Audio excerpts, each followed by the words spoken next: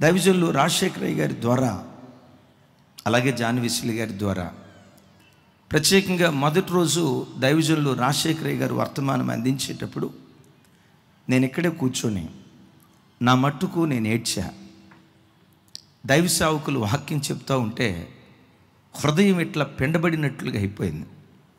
నేను మాత్రమే కాదు, ప్రతి దైవజనుడు, అలాగని దైవ సేవకులు మాత్రమే కాదు, మొదటి రోజు కూడికొచ్చిన ప్రతి బిడ్డ, అవును కదా, నేను ప్రతిష్ఠించబడిన జనం కదా, అమ్మ కడుపులో రూపించబడేటప్పుడే జనములకు ప్రవక్తగా దేవుడు నన్ను ఏర్పరుచుకున్నాడు కదా, నేను అనామకుడిని అనుకుంటున్నానే, ఎందుకు కొరగాని వాడిని, పనికి మాలిన వాడిని అనుకుంటున్నానే, నేను నిష్ప్రయోజకుడిని నా ఆలోచనలో నేను అనుకుంటున్నానే.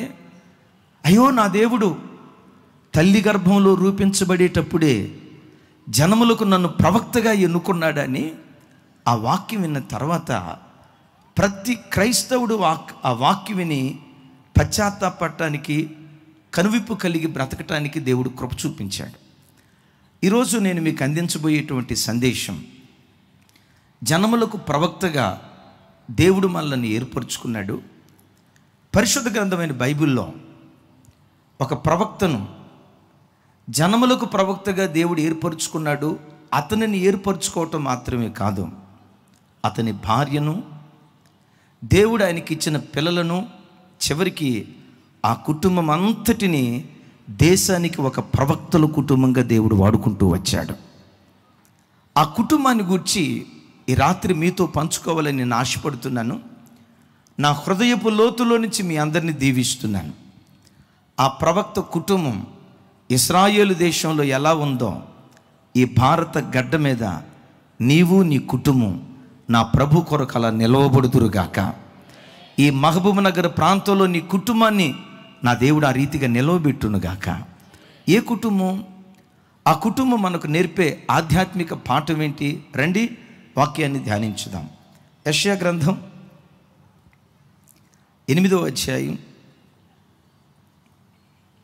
18వ వచనం నేను చదువుతాను. అవకాశం ఉన్న వాళ్ళందరూ నాతో కలిసి కాస్త పెద్దగా చెప్పడానికి ప్రయత్నం చేయండి.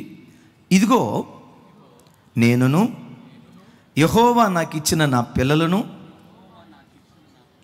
సియోను కొండల మీద నివసించు సైన్యములకు అధిపతియగు యెహోవా వలని సూచనలుగాను మహత్కార్యములుగాను ఇశ్రాయేలీల మధ్య ఉన్నాము.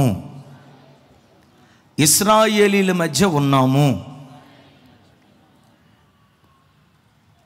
దైవజనుడైన యెషీ, ప్రవక్తగా పిలువబడుతున్న యెషీ, ఇశ్రాయేలు ప్రజల మధ్యలో తాను ఎలా ఉన్నాడో, తాను మాత్రమే కాదు, దేవుడు తనకు అనుగ్రహించిన కుటుంబం, దేవుడు తనకు అనుగ్రహించిన పిల్లలు ఇశ్రాయేలు ప్రజల మధ్యలో ఎలా ఉన్నారో తన కుటుంబాన్ని గూర్చి సాక్ష్యం చెప్తున్నాడు. ఏమని సాక్ష్యం చెప్తున్నాడంటే, ఇదిగో నేను మాత్రమే కాదు, యెహోవా నాకు ఇచ్చిన నా పిల్లలను, సియోను కొండల మీద నివసించు సైన్యములకు అధిపతియగు యెహోవా వలన ఇశ్రాయేలు ప్రజల మధ్యలో సూచనలుగా మహత్కార్యాలుగా మేమున్నాము అంటున్నాడు. నా హృదయంలో దేవుడు పెట్టిన భారం ఏంటంటే, ఈ వాక్యం మీతో పంచుకోవటంలో ఉన్న గొప్ప ఉద్దేశం ఏంటంటే, ఈ మహబూబ్ నగర్ పట్టణంలో, ఈ భారతదేశంలో ఒక్కొక్క క్రైస్తవ కుటుంబాన్ని ఒక యెషయి కుటుంబంలాగా నా దేవుడు స్థిరపరచాలని కోరుకుంటూ ఉన్నాడు. ఆ తరంలో యెషయి కుటుంబం ఇశ్రాయేలు దేశంలో ఎలా ఉందో, జనములకు ప్రవక్తగా పిలువబడిన నీ కుటుంబాన్ని, జనములకు ప్రవక్తగా పిలువబడిన నీ పిల్లలను, జనములకు ప్రవక్తగా పిలుచుకున్న నీ సంఘాన్ని ఈ తరంలో ఈ అన్ని ప్రజల మధ్యలో సూచనగా, మహత్కార్యాలుగా నిన్ను, నీ కుటుంబాన్ని నిలవబెట్టాలని ఆకాశమందలి దేవుడు ఆశపడుతున్నాడు. ఈ వాగ్దానం ఈ రాత్రి ఈ వాక్యం వింటున్న ప్రతి కుటుంబంలో ఆ కృపగల దేవుడు నెరవేర్చునుగాక. యెషయా ప్రవక్త ఏమని సాక్ష్యం చెప్పాడో, నేను కానీ నా పిల్లలు కానీ దేవునికి అవమానం తెచ్చేవాళ్ళగా మేము లేవు. దేవుని నామం దూషించబడేటట్లుగా మేము లేవు. అన్ని ప్రజల మధ్యలో దేవుని నామం అవహేళన చేయబడేటట్లుగా నేను కానీ నా పిల్లలు కానీ లేం. ఇశ్రాయేలు ప్రజల మధ్యలో నా కుటుంబం ఎలా ఉంది అంటే ఒక సూచనగా, ఒక మహత్కార్యముగా నా కుటుంబాన్ని దేవుడు నిలవబెట్టాడు అంటాడు. పరిశుద్ధ గ్రంథమైన బైబిల్లో ఎంతోమంది ప్రవక్తలు ఉన్నారు. ఈ ప్రవక్తలందరిలో యెషయి ప్రవక్త ఓ ప్రత్యేకమైనటువంటి వాడు. అసలు ఈ యెషయి ప్రవక్త రాసినటువంటి గ్రంథమే పరిశుద్ధ గ్రంథాలన్నింటిలో ఒక దివ్యమైనటువంటి గ్రంథం. యెషయి గ్రంథాన్ని బైబిల్ పండితులు ఏమంటారంటే మినీ బైబిల్ అని పిలుస్తారు. చెప్పండి, ఏమని పిలుస్తారు? Mini Bible. దీన్ని మినీ బైబిల్ అని పిలవటానికి కారణం ఏంటంటే యెషయి గ్రంథంలో 66 అధ్యాయాలు ఉంటాయి. బైబిల్ అంతట్లో ఎన్ని పుస్తకాలు ఉన్నాయి చెప్పండి? 54. అయితే నీకే అవార్డు వచ్చేటట్టుందన్నా. రైట్, ఎన్ని ఉన్నాయి? 66 పుస్తకాలు ఉన్నాయి. అద్భుతం ఏంటంటే ఈ యెషయి గ్రంథం తప్పించి తతిమ 65 గ్రంథాలు మనం చదివితే ఈ 65 గ్రంథాల్లో ఆదికాండం నుంచి ప్రకటన గ్రంథం వరకు ఉన్న సమాచారాలన్నీ ఈ ఒక్క యెషయి గ్రంథంలోనే ఉన్నాయి. సృష్టి ఆరంభం యెషయి గ్రంథంలో ఉంది. ప్రవక్తలు రాసిన ప్రవచనాలు యెషయి గ్రంథంలో ఉన్నాయి. వాటికి మించి లోకరక్షకుడైన యేసుక్రీస్తు వారి జననాన్ని గూర్చిన అద్భుతమైన సమాచారం యెషయి గ్రంథంలో రాసి ఉంది. అంతేనా? యేసుక్రీస్తు వారి శిలువ మరణం, యేసుక్రీస్తు వారి సమాధి, ఆయన పునరుద్ధానుడై సమాధి గుండెను చీల్చి మృత్యుంజయుడై తిరిగి లేచే ఆ విషయం యెషయి గ్రంథంలో రాసి ఉంది. అంత మాత్రమే కాదు సుమి, మొదటి రాకడలో ఆయన గొర్రెపిల్లగా వస్తే రెండవ రాకడలో యోధా గోత్రపు కొదమ సింహంగా ప్రభువారు రాబోతున్నారని యేసుక్రీస్తు వారి రెండవ రాకడను గూర్చి కూడా యెషయి గ్రంథంలో రాసి ఉంది. అంతేనా? మనం చదువుకుంటూ వెళ్తే ఈ భూమి మీద జరగబోయే 1000 ఏండ్ల పరిపాలన గూర్చి, దానికి మించి నిత్యత్వాన్ని గూర్చి ఆదికాండం నుంచి ప్రకటన గ్రంథం వరకు ఉన్న ఈ సమాచారాలన్నీ ఒక్క యెషయి గ్రంథంలోనే దేవుడు పొందుపరిచాడు. అందుకనే యెషయి గ్రంథాన్ని మినీ బైబిల్ అని పిలుస్తారు. అంత మాత్రమే కాదండి, యెషయి గ్రంథాన్ని 2 భాగాలుగా విభజిస్తే మొదటి 39 అధ్యాయాలు పాత నిబంధనకు సూచనగా, తతిమ 27 అధ్యాయాలు క్రొత్త నిబంధనకు సూచనగా, యేసుక్రీస్తు వారి శిలువ బలియాగం ఆ 38వ అధ్యాయం 40వ అధ్యాయం నుంచి ప్రారంభమైనట్లుగా పరిశుద్ధ లేఖనాల్లో చూస్తున్నాం. ఆఖరి అంశం ఏంటంటే యెషయి ప్రవక్తను బైబిల్ పండితులు పాత నిబంధన కాలపు అపోస్తులుడైన పౌలు అని పిలుస్తారు. వినారు ఈ మాట? పాత నిబంధన కాలపు చెప్పాలి, పాత నిబంధన కాలపు అపోస్తులుడైన పౌలు. క్రొత్త నిబంధనలో అపోస్తులుడైన పౌలు ఎంత సేవ చేశాడో, ఎంత అద్భుతమైన పుస్తకాలు రాశాడో. పాత నిబంధనలో కూడా ఈ యెషయి భక్తుడు అంత అద్భుతమైన పుస్తకాలు రాశాడు.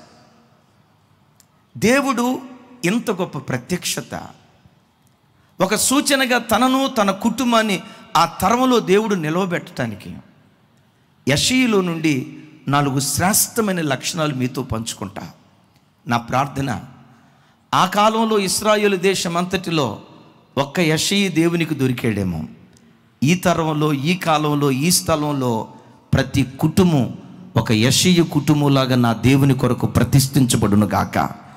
ఈ తరపు యెషయి కుటుంబాలుగా నీ కుటుంబాన్ని నా దేవుడు నిలవబెట్టునుగాక. ఈ యెషయిలో మనం నేర్చుకునే మొట్టమొదటి మాట ఏంటంటే, యెషయి ఇంట గెలిచి రచ్చ గెలిచినటువంటి వాడు. చెప్పండి. ఒకడు రచ్చ గెలవాలంటే ముందు ఏది గెలవాలి? చెప్పాలి. కొంతమంది పరిస్థితులు ఎట్లుంటాయంటే, ఇంట్లో ఈగల మోత తెలీదమ్మా ఇది, ఇంట్లో ఈగల మోత బయట పలకి మోత అంటారు.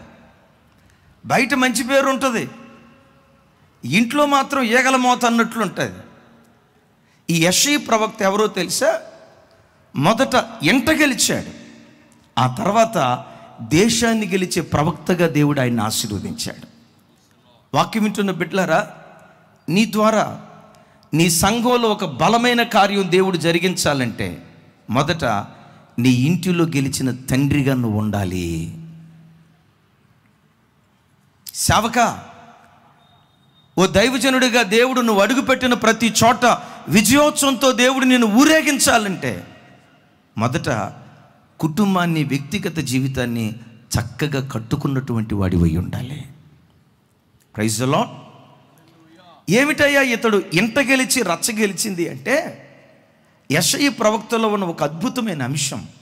యెషయా చిన్న వయసు నుంచే దేవుని పట్ల భయభక్తులు కలిగి బ్రతుకుతూ మంచి యవన వయసు వచ్చేసరికి యెహోవా కాడి మోయటానికి తనను తాను సమర్పించుకున్నాడు.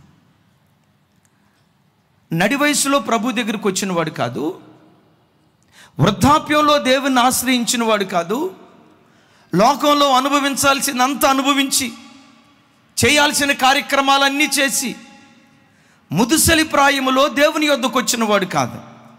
నిండు యవన వయసులో తనకు మంచి ఆరోగ్యము యవనం ఉండగానే నిండు యవన వయసులో దేవుని పని చేయటానికి, దేవుడు కాడి మోయటానికి దేవుని యొద్దకు వచ్చాడు. బైబిల్లో ఒక మాట రాసి ఉంది కదా, నరుడు యవ్వన కాలమందు యెహోవా కాడి మోయుట, చెప్పాలి యెహోవా కాడి మోయుట మేలు అంటాడు. ఏ వయసులో? యవ్వన కాలములో నరుడు యెహోవా కాడి మోయుట మేలు. ఈ రాత్రి వాక్యం వింటున్న యవనస్తులారా, ఏ వయసులో వచ్చిన ప్రభు నిన్ను అంగీకరిస్తాడు, కానీ నిండు యవ్వన వయసు నీకున్నప్పుడే లోకాన్ని అనుభవించగలిగే యవనేచ్ఛలు నీలో రగులుతున్నప్పుడే, ఆశాయెచ్ఛలు తీర్చుకోగలిగే ధనం, అందం, అనుకూలత అవన్నీ కలిగి ఉన్నప్పుడే, ప్రభా ఈ లోకం నాకు వద్దయ్యా, ఈ లోకపు దురాశలు నాకు వద్దయ్యా, ఈ లోకపు అపవిత్రత నాకు వద్దయ్యా, ఈ లోకపు కాముకత్వం నాకు వద్దయ్యా అని యవ్వన దురాశలను సిలువేసి నీ నిండు యవ్వన వయసులో క్రీస్తు బలిపీఠం మీద నిన్ను నువ్వు సమర్పించుకుంటే వాక్యం ఏమంటుందో తెలుసా? యవ్వన కాలమందు పుట్టిన కుమారులు బలవంతుని చేతిలో బాణాలుగా వాడబట్టడానికి దేవుడు కృప చూపిస్తాడు. ఈ రాత్రి ఈ మహబూబ్నగర్ పట్టణంలో వాక్యం వింటున్న యవ్వన బిడ్డలారా, ఈ కూడికొచ్చే వరకు what ever you may be,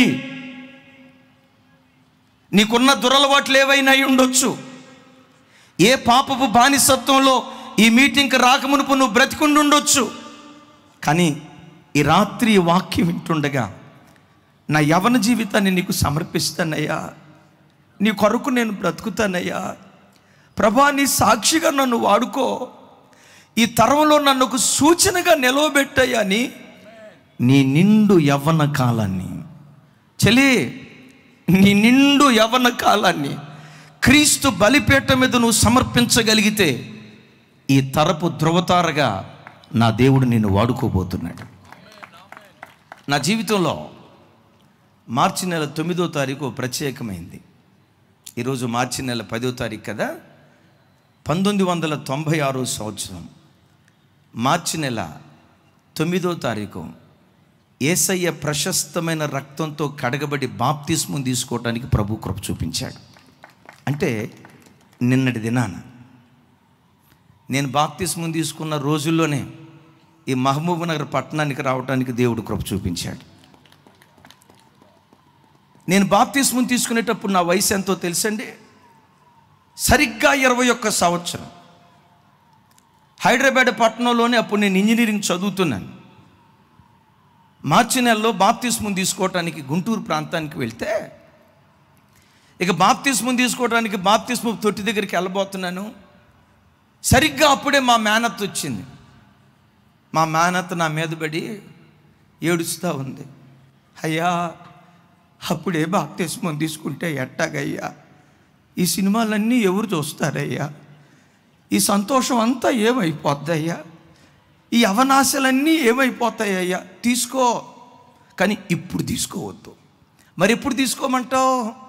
పళ్ళన్నీ ఊడిపోయిన తర్వాత, తల వెంట్రుకలన్నీ తెల్లబడిన తర్వాత, ముసలోడు అయిన తర్వాత తీసుకోయ్యా. ఇప్పుడే తీసుకుంటే యవనాశలన్నీ ఏమైపోతాయి, అప్పుడే ముసలోడు అయిపోతాయి ఎట్టాగయ్యా అంది. ఆ ప్రక్కనే మా నాన్న ఉన్నాడు.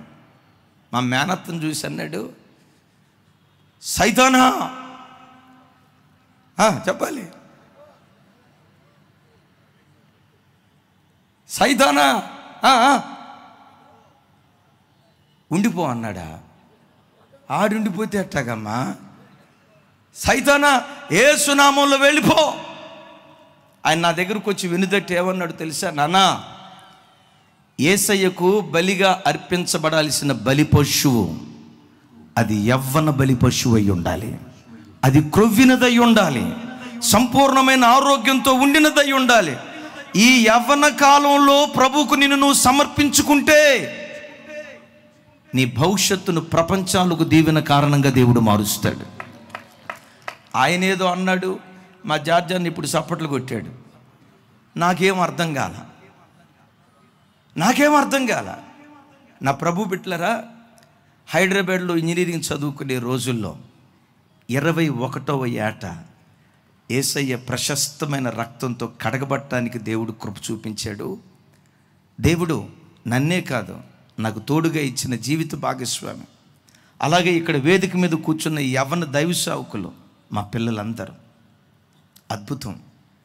ఎక్కడో సోరారం జీడిమెట్ల ప్రాంతం నుండి, పల్లెటూరు వాతావరణం కలిగిన ఆ ప్రాంతం నుండి ప్రభువారు మా పరిచర్యను లేవనెత్తి ప్రపంచమంతా ఆయన నామ మహిమ కొరకు ఊరేగిస్తూ ఉన్నాడు. దీనికి కారణం చెప్పంటారా? మేమేదో గొప్పవాళ్ళమని ఈ మాట చెప్పడానికి కాదు, మాకేదో ప్రత్యేకమైన కృపలు ఉన్నాయి అందుకని దేవుడు ఇట్లా వాడుకుంటున్నాడు అని కాదు.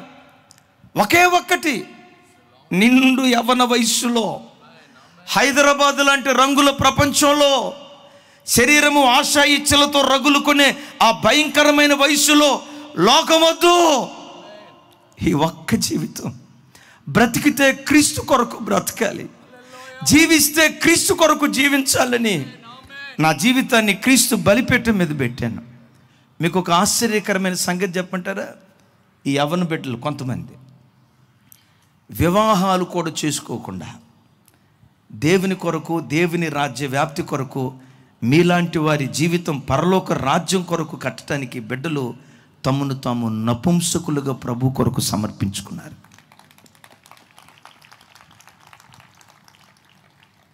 అరే, బిడ్డల జీవితాల్లో పెళ్ళిళ్ళు కూడా లేవండి. ఇవాళ రేపు పెళ్ళైన ముసలోడు 60 సంవత్సరాలోడు కూడా వెనక స్టెఫిన్ టైర్ పెట్టుకొని తిరుగుతున్నాడు. స్టెఫిన్ టైర్ అంటే ఏంటి నన్ను అడగొద్దు. ఒకవేళ దానికి మీకు వివరణ కావాలంటే ప్రార్థన అయిపోయిన తర్వాత అడగండి. ఒక ఫోన్లో 2 సిమ్ములు ఉన్నట్టు ఇప్పుడు 3 వచ్చినాయా? సార్ 4 పెట్టుకోయే వద్దని దేవుడు. చూడండి, వారి యవ్వన రక్తం ఏం వారి శరీరాల్లో ఆశా ఇచ్చలు రావా? కాముకత్వపు ఆలోచనలు రావా? శరీరం కదా, కోరికలు తీర్చుకోవాలనే ఆలోచన రాదా? అవి వస్తూ ఉన్నా వాటి కంటే క్రీస్తు కొరకు, క్రీస్తు రాజ్యం కొరకు బిడ్డలు తమ జీవితాన్ని క్రీస్తు బలిపీఠం మీద సజీవ యాగంగా సమర్పించుకున్నారు. నా ప్రభు బిడ్డలారా, ఈ తరంలో, ఈ అపవిత్రమైన లోకంలో గమనించండి. మీరు అనుకోవచ్చు, ఏమంటే యెషయి యవన కాలంలో పవిత్రంగా బ్రతికేడు నిజమే, అవి పాత రోజులండే. ఏమంటే ఏ రోజులు? ఈరోజు ఉన్నట్లుగా ఇంటర్నెట్ ఉందా? సెల్ ఫోన్ కంపు ఉందా? చెప్పాలి. సినిమాలు ఉన్నాయా? ఆ రోజుల్లో పవిత్రంగా బ్రతకటం అంటే సాధారణమేనండి. ఆ రోజుల్లో ప్రజలంతా నీతిగా బ్రతికేవాళ్ళండి. అందుకని ఆయన కూడా నీతిగా బ్రతికాడు అని అంటారా? ఆ కాలంలో ప్రజలు పాపంలో మనకంటే పెద్ద పెద్ద డిగ్రీలు చేశారు. వాళ్ళ డిగ్రీలు చదువుతాను చూడండి. యెషయా గ్రంథం 1వ అధ్యాయం 2వ వచనం నుంచి 4వ వచనం వరకు. తమ్ముడు త్వరగా నాతో కలిసి చెప్పండి. యెహోవా మాట్లాడుచున్నాడు. అమ్మ సౌండ్ పెంచండి తల్లి. యెహోవా మాట్లాడుచున్నాడు. ఆకాశమా ఆలకించు, భూమి చెవియొగ్గు. నేను పిల్లలను పెంచి గొప్పవారిగా చేసి తిని, వారు నా మీద హోరే బాబోయ్ ఎవరి మీద తిరగబడ్డారంట అంటే ఎంత అద్భుతమైన తరమో చూడండి. ఆ తరంలో మన తాతలాళ్ళు వింటారా? ఆ తర్వాత అంటాడు, ఎద్దు తన కామందు నెరుగును. చెప్పండి చెప్పండి. గాడిద సొంత వాని దొడ్డి తెలుసుకును. పెద్దగా చెప్పాలి. ఇజ్రాయేలీలకు తెలివి లేదు, నా జనులు యోచింపరు. 4వ వచనం చూడండి. వాళ్ళకి దేవుడిచ్చిన డిగ్రీలు అనాలో డాక్టరేట్లు అనాలో ఇక మీరే పెట్టుకోండి పేర్లు. నాతో కలిసి చెప్పండి. పాపిష్టి జనమా, దోషభరితమైన ప్రజలారా, దుష్ట సంతానమా, చెరుపు పిల్లలారా. అబ్బా, మీకు అవి ముద్దు పేరులా కనపడుతున్నాయా తల్లి? ఏమంటాడు? పాపిష్టి జనమా, పాపిష్టి జనమా, దోషభరితమైన ప్రజలారా, దుష్ట సంతానమా, చెరుపు చేయు పిల్లలారా. విచిత్రం చూడండి. దేశాన్ని దేవుడు పిలుస్తున్నాడు. పాపిష్టి జనం, దోషభరితమైన ప్రజలు, చెరుపు చేయు పిల్లలు, దుష్ట సంతానం. అద్భుతం తెలుసా? అపవిత్రమైన ప్రజల మధ్యలో యెషయి ఒక పవిత్రుడిగా దేవుని కొరకు నిలవబడ్డాడు. చెరుపు చేయు పిల్లల మధ్యలో, దోషభరితమైన వ్యక్తుల మధ్యలో, విలాసాలు విచ్చలవిడిగా బ్రతుకుతున్న వ్యక్తుల మధ్యలో, ఈ పాపం నాకొద్దు, ఈ అపవిత్రత నాకొద్దు, ఈ చీకటి నాకొద్దు, నా యవ్వన రక్తం క్రీస్తు బలిపీఠ మీద ధారపోయాలని అపవిత్రమైన ప్రజల మధ్యలో పవిత్రుడిగా దేవుని కొరకు బ్రతికాడు. అది ఆకాశమందలి దేవుడు చూశాడు. ఈ మహబూబ్ పట్టణంలో ఉంటున్న యవ్వన బిడ్డలారా, ఈ రాత్రి నా దేవుని దృష్టి ఈ స్థలం నుండి ఒక్కొక్క యవ్వన బిడ్డను తేరి చూస్తుంది. ఒక్కొక్క యవ్వన చెలిను తేరి చూస్తుంది. నిజమే, నీ చుట్టూతా పాపిష్టి ప్రజలే. నిజమే, నీ చుట్టూతా చెరుపు చేయి పిల్లలే. నిజమే, నీ చుట్టూతా దోషభరితమైన వ్యక్తులే. దోషభరితమైన ప్రజల మధ్యలో నీవు నిర్దోషిగా దేవుని కొరకు బ్రతికితే, దోషభరితమైన వ్యక్తుల మధ్యలో నిర్దోషిగా దేవుని కొరకు నువ్వు నిలవబడితే, నిన్ను లేవనెత్తి ఈ తరానికి ఒక సూచనగా దేవుడు నిన్ను నిలవబెట్టునుగాక. నిన్ను ఒక మహాత్కార్యంగా దేవుడు నిలవబెట్టునుగాక. ఈ కాలంలో యవ్వన పిల్లలు ఎట్లా అయిపోయారో చూస్తే, వాడికి ప్యాంట్ వేసుకోవటం రాదు. ఆడు వేసుకున్న ప్యాంటు జారిపోతూ ఉంటుంది.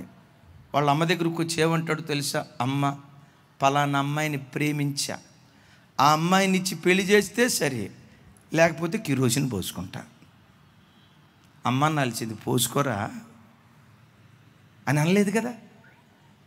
ఆ మధ్య చర్చిలో పొద్దున్నే ప్రార్థన చేసేటప్పుడు ఒక పిల్లోడు ప్రార్థనలో మోకరించాడంటే చాలు, ప్రభా కృపవు, కృప లేకపోతే నేను బ్రతకలేను, కృపే నా సర్వస్వం, ప్రభా నాకు కృప కావాలి, కళ్ళు మూసినా నాకు కృపే, కళ్ళు తెరిచినా నాకు కృపే, కృప లేకపోతే నేను బ్రతకలేను అంటూ ఉంటే ఆ పాస్టర్ గారు అనుకున్నాడంట, అబ్బా వీడికి దేవుని కృప మీద ఎంత నమ్మకం రా బాబు, కృప లేకపోతే నేను బ్రతకలేను అంటున్నాడు. కృప లేకపోతే ఆ క్షణమైనా, చెప్పండి, క్షణమైనా నేను జీవించలేను అనుకున్నాడు. అబ్బా వీడు కృప మీద ఎంత ఆధారపడ్డాడోనని పాపం ఈ అమాయక పాస్టర్ వాడి ప్రార్థన విని మురిసిపోయాడంట. ఒక 6 నెలల తర్వాత వీడు ప్రార్థనలో మోకరించాడంటే ఇప్పుడు కృప అడగట్లేదంట.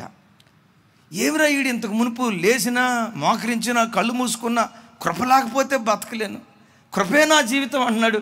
ఇప్పుడు కృప కొరకు ప్రార్థన చేయట్లేదు ఏంటని పాస్టర్ గారిని పిలిచి, ఎరా ఏంటి ఈ మధ్య కృప కొరకు ప్రార్థన చేయట్లేదు అంటే వాడు అన్నాడట, కృపకు పెళ్ళి అయిపోయింది కదా అయ్యగారు. ఒరే పుణ్యాత్ముడా అంటే కృప దేవుడి కోసం.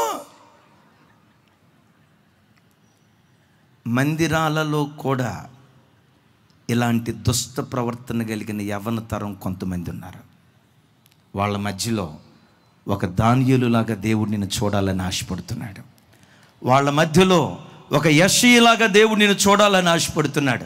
అలాంటి వ్యక్తులు ఏ ప్రాంతంలో ఉన్నా ఐగుప్తు దేశంలో యోసేపును నిలవబెట్టినట్లుగా ఈ మహబూబ్ నగర్ జిల్లాలో యవ్వన తమ్ముడా నిన్న అలా దేవుడు నిలవబెట్టాలని ఆశపడుతున్నాడు.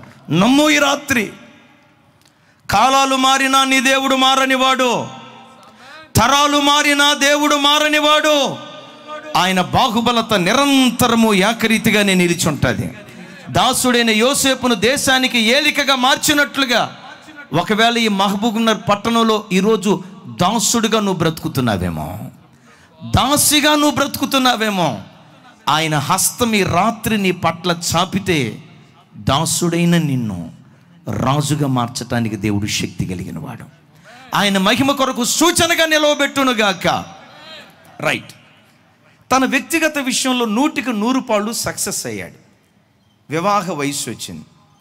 వివాహ వయసు వచ్చినప్పుడు ఎక్కడికి వెళ్ళి ఎవరిని వివాహం చేసుకున్నాడో ఒకసారి మాట చూడండి. యెషయా గ్రంథం రైట్ 8వ అధ్యాయం 3-4 వచనాలు నాతో కలిసి అందరి మాట చెప్పాలి. నేను ప్రవక్త యొద్దకు పోతిని, ఆమె గర్భవతి అయి కుమారుని కనగా. రైట్, చాలు నాతో కలిసి మాట చెప్పండి. నేను ప్రవక్త యొద్దకు పోతిని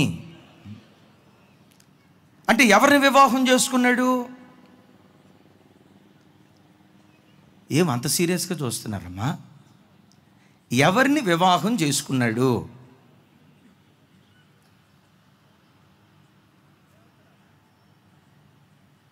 నేను ప్రవక్త యొద్దకు పోతిని అన్నాడు. ఆవిడ గర్భవతి అయింది, 2 కుమారులను కన్నది అన్నాడు. ప్రవక్త యొద్దకు పోతిని అని అన్నాడంటే అంటే యెషయా ఎవరిని వివాహం చేసుకున్నాడు? ఒక ప్రవక్తిని వివాహం చేసుకున్నాడు. యెషయా ఎవరు? ప్రవక్త. యెషయా ఎవరు? ప్రవక్త. తనకు వివాహ వయసు వచ్చినప్పుడు, వివాహం చేసుకునే వయసు వచ్చినప్పుడు తన అందానికి తగిన అమ్మాయిని, తన అంతస్తుకు తగిన అమ్మాయిని, తన ఆస్తికి తగిన అమ్మాయిని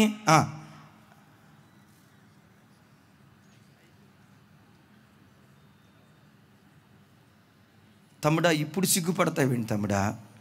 పెళ్ళిగాక మునుపు సిగ్గుపడాల్సింది. ఊరుకో, సిగ్గు అసలు నీకు సరిపోదు. ఆమెన్. గట్టిగా చెప్తామా? ఆమెన్.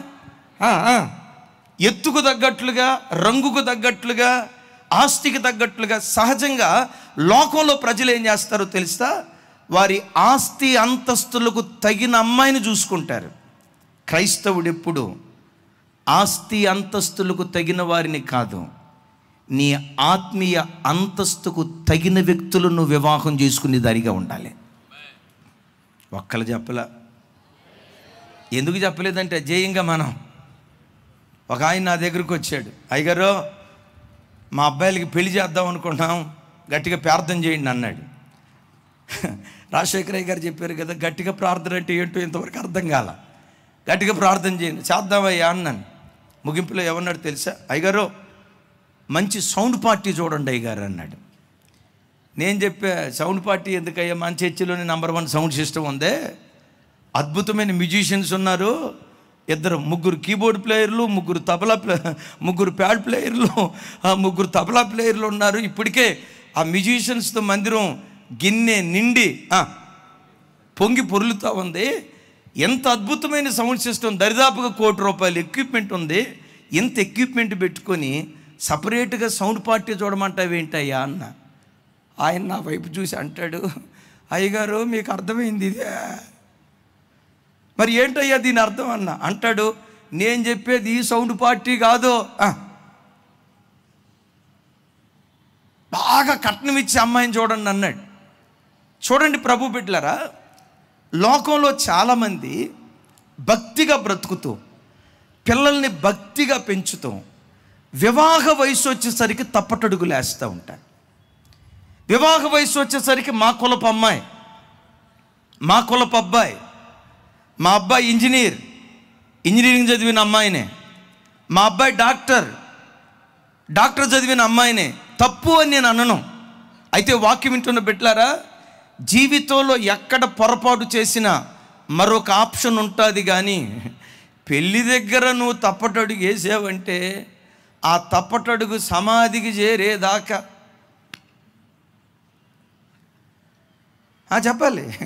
ఇప్పుడు ఫోన్ కొనేటప్పుడు తప్పటడుగు వేసాను అనుకోండి, మంచిదనుకొని చెడ్డదాన్ని కొన్నాను, ఇది బాగాలేదంటే ఏం చేస్తాను? ఇంకొక ఫోన్. ఈ పెన్ను కొన్నాను, బాగాలేదు, చెప్పాలి. ఈ వాచ్ కొన్నాను, బాగాలేదు, ఇంకొక వాచ్. వివాహం ద్వారా ఈ భార్యను చేసుకున్నాను, బాగాలేదు, ఇంకొక భార్య. ఇది అమెరికా కాదన్నా, ఇంకొక భార్య అన్నాడు. అక్కుంటే దరివేస్తుంది, జాగ్రత్త.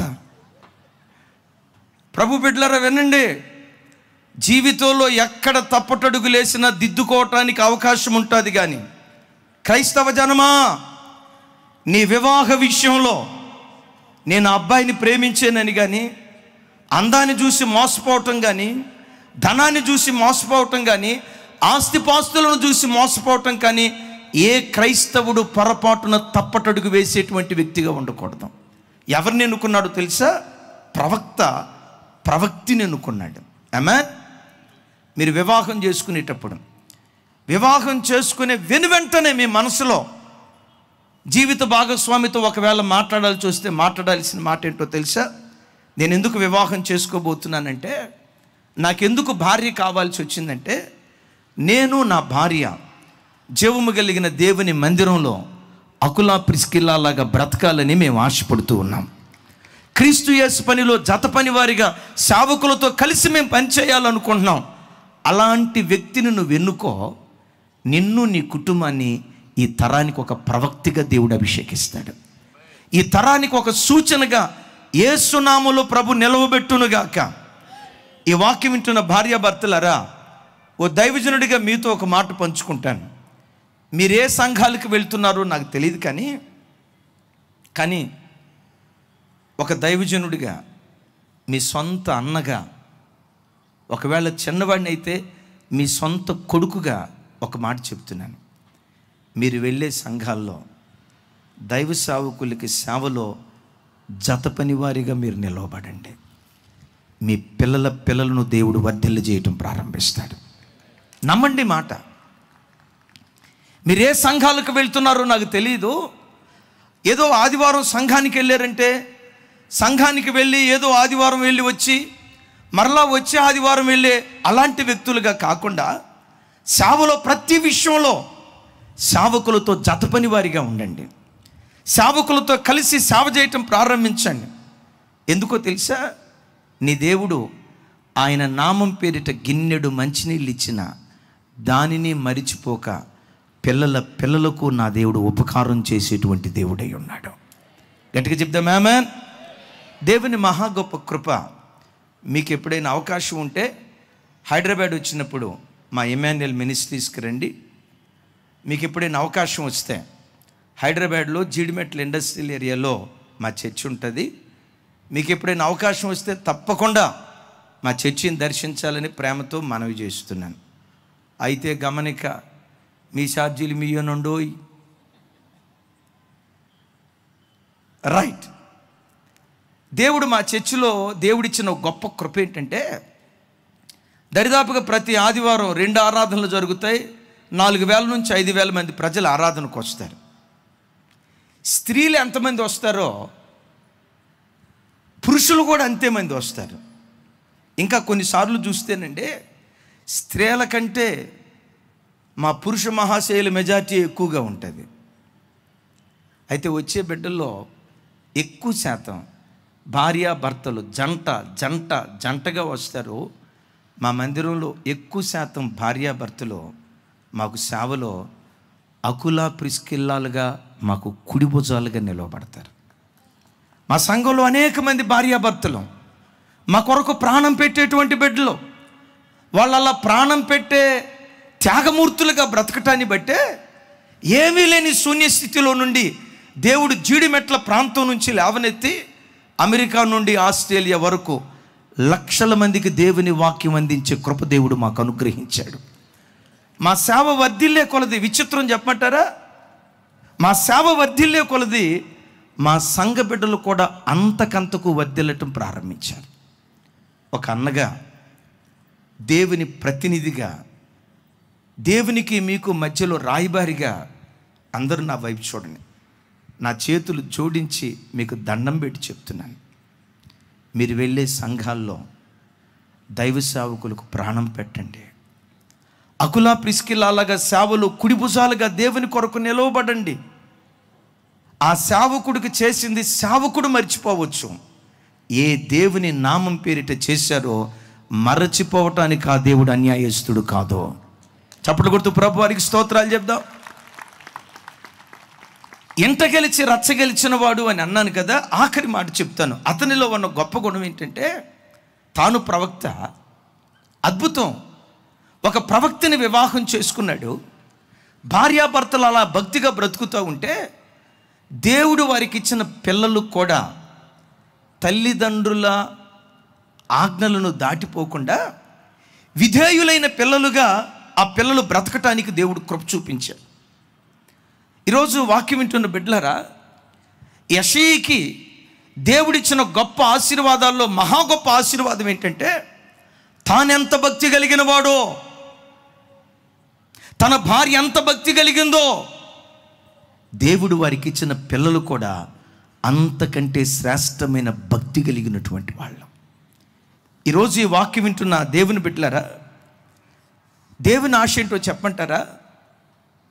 తల్లిదండ్రుల మీద ఏ భక్తి అయితే దేవుడు కుమ్మరించాడో వారి పిల్లల తరానికి వచ్చేసరికి ఆ భక్తి అభిషేకాన్ని రెట్టింపు చేయాలని దేవుడు కోరుకుంటాడు. అవును, మీ తల్లి మీద మంచి ప్రార్థనాత్మ దేవుడు ఉంచాడు.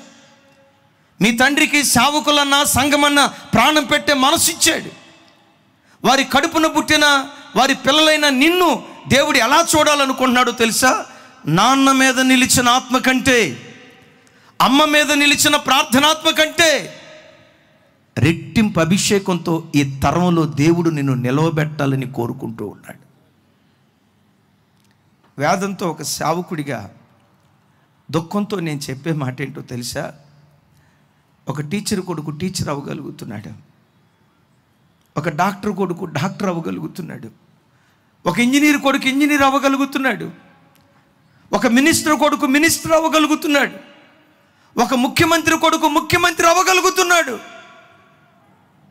భక్తి కలిగిన వాని కొడుకు భక్తి కలిగిన వాడు కాలేకపోతున్నాడు. అమ్మ సంఘంలో కన్నీటి ప్రార్థన పరురాలు, ఆ తండ్రి సంఘానికి స్తంభం లాంటి వాడు. అలాంటి భక్తి కలిగిన తల్లిదండ్రులు కడుపున పుట్టిన బిడ్డల్లో కొంతమంది తాగుబోతులు, అక్రమ సంబంధాల్లో బ్రతికేవాళ్ళు. సంఘంలో వారికి ఎంత పేరుందో, ఈ పిల్లలు పుట్టి పెరిగిన తర్వాత తల్లిదండ్రులు తలంచుకొని అవమానంతో బ్రతుకుతున్నారు. ధైర్యంగా దేవుని మందిరానికి వెళ్ళలేకపోతున్నారు. ఈ పిల్లలను బట్టి తల్లిదండ్రులను సంఘంలో ప్రజలు ఏమంటున్నారు తెలుసా? వీళ్ళెంత భక్తి కలిగిన వాళ్ళైతే, ఏమి చేసేది నిజమైన ప్రార్థన అయితే వాళ్ళ కొడుకు ఎందుకు అట్లా అయ్యాడు, వాళ్ళ కూతురు ఎందుకు అట్లా అయింది? నో డౌట్ ఆ తల్లి మంచి ప్రార్థనా పరురాలు, నో డౌట్ ఆ తండ్రి దేవుని కొరకు ప్రాణం పెట్టేవాడు.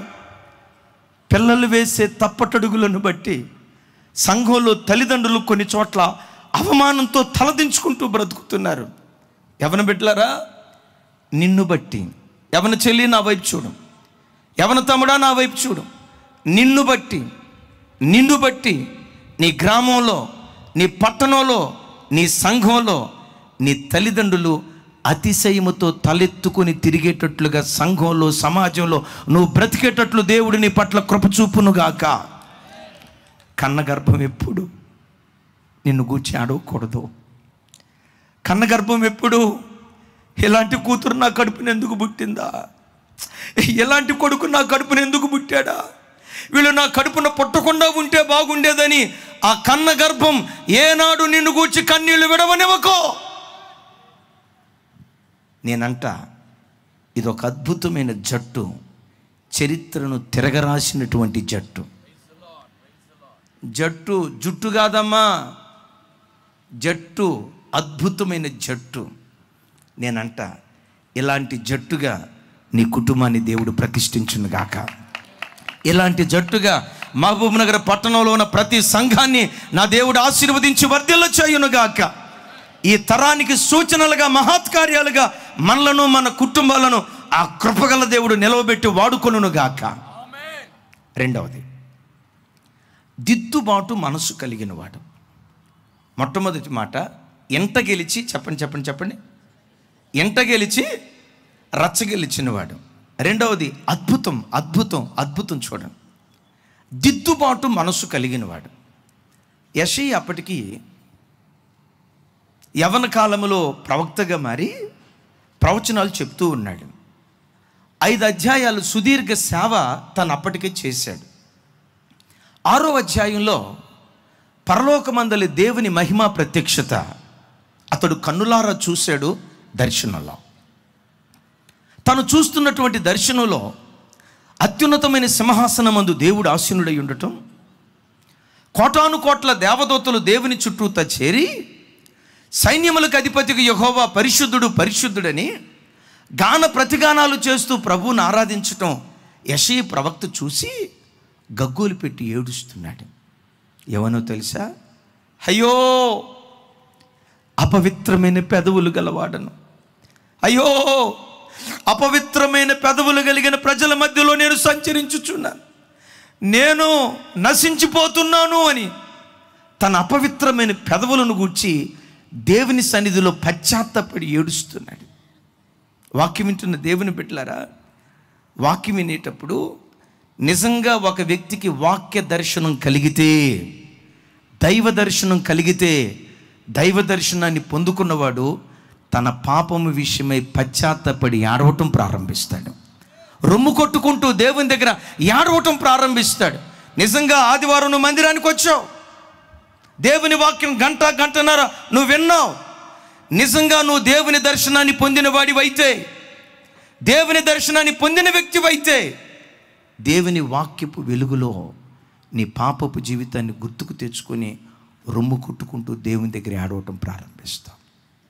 నేనంట ఎవడు 100% పరిశుద్ధుడు లేడు. రకరకాల అపవిత్రతలతో, బలహీనతలతో మనం దేవుని దగ్గరకు వచ్చినప్పుడు దేవుడు మన బలహీనతలను జ్ఞాపకం చేసుకొని, ఏ బలహీనతతో వచ్చావో నీ బలహీనతకు తగినట్లుగా దేవుడు మాట్లాడతాడు, నీ లోపానికి తగినట్లుగా దేవుడు మాట్లాడతాడు, నీ అవిధేయతకు తగినట్లుగా దేవుడు మాట్లాడతాడు. దేవుడు నీతో మాట్లాడినప్పుడు వెంటనే నిన్ను నువ్వు కడుక్కోవటం ప్రారంభిస్తే, బైబిల్లో ఒక అద్భుతమైన మాట రాసి ఉంది. దేవుడు గొప్ప ఇంటిలో ఖరీదైన పాత్రలు ఉన్నాయి, యజమానుడు ఏ పాత్రను వాడుకుంటున్నాడంటే ఖరీదైన పాత్రలను కాదు, కడగబడిన పాత్రలను దేవుడు వాడుకుంటూ ఉన్నాడు అని రాసి ఉంది. చెప్పండి, ఏ పాత్రలను? కొంచెం గట్టిగా, ఏ పాత్రలను? గమనించండి. కొంతమంది ఉన్నారు, ఆదివారం ప్రార్థనకు వస్తారు కానీ వాక్యం చేత కడగబడరు. స్త్రీల కోటానికి వస్తారు, వాక్యం చేత కడగబడరు.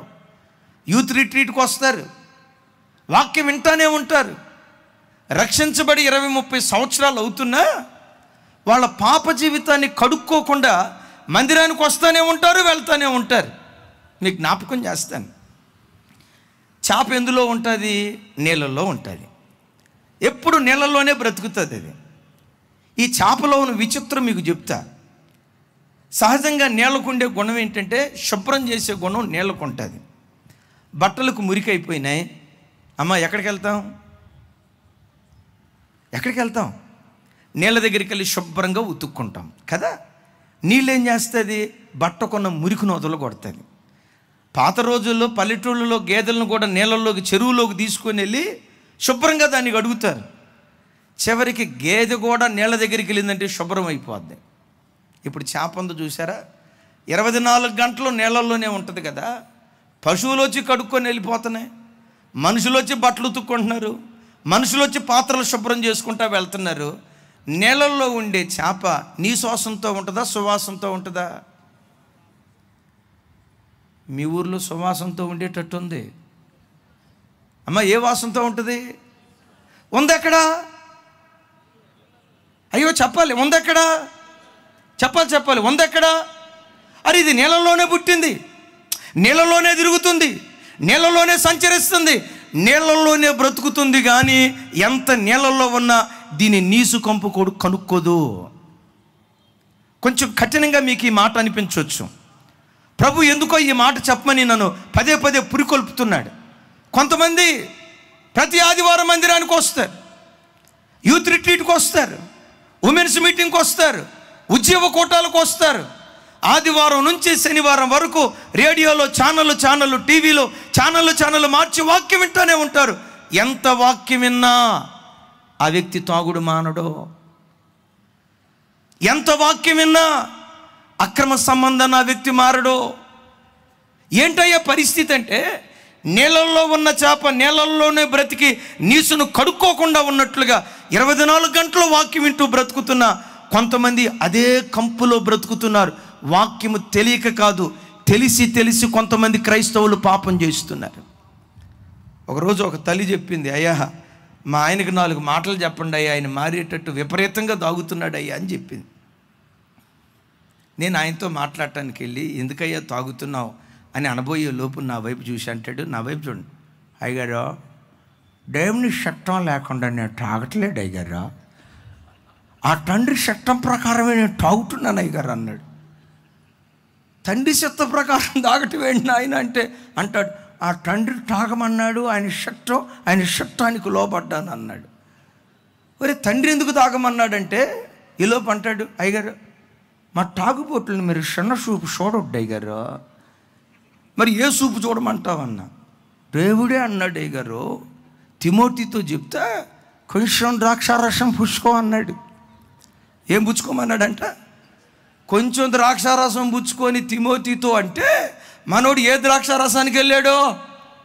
అయ్యా అది వేరు ఇది వేరు అంటే ఏమన్నాడు తెలుసా? అయ్యగారు డాక్టర్ రసాన్ని ఇంగ్లీష్లో ఏమంటారు చెప్పండి అన్నాడు.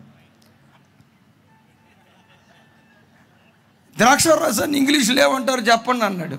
వైన్ అన్నా. మరి నేను తాగేదాన్ని ఏమంటారో తెలుసా? మీ పాస్టర్లకి కొంటే తెలుసా అయ్యగారా? అయినా మీకు తెలుసా, నేను తాగేటప్పుడు ప్రార్థన చేసుకోకుండా తాగను. ముగింపులో ఏమన్నాడు తెలుసా? నాకు డబ్బు కావాలంటే ప్రార్థన చేసుకుంటాను అయ్యగారు, ఇట్ట ప్రార్థన చేస్తాను అట్ట దేవుడు ఇచ్చేస్తాడు. ఎందుకో తెలుసా? ఆ తండ్రి చెప్పాడు కదా అయ్యగారు, ఆ తండ్రి చెప్పాడు కదా అడుగుడి.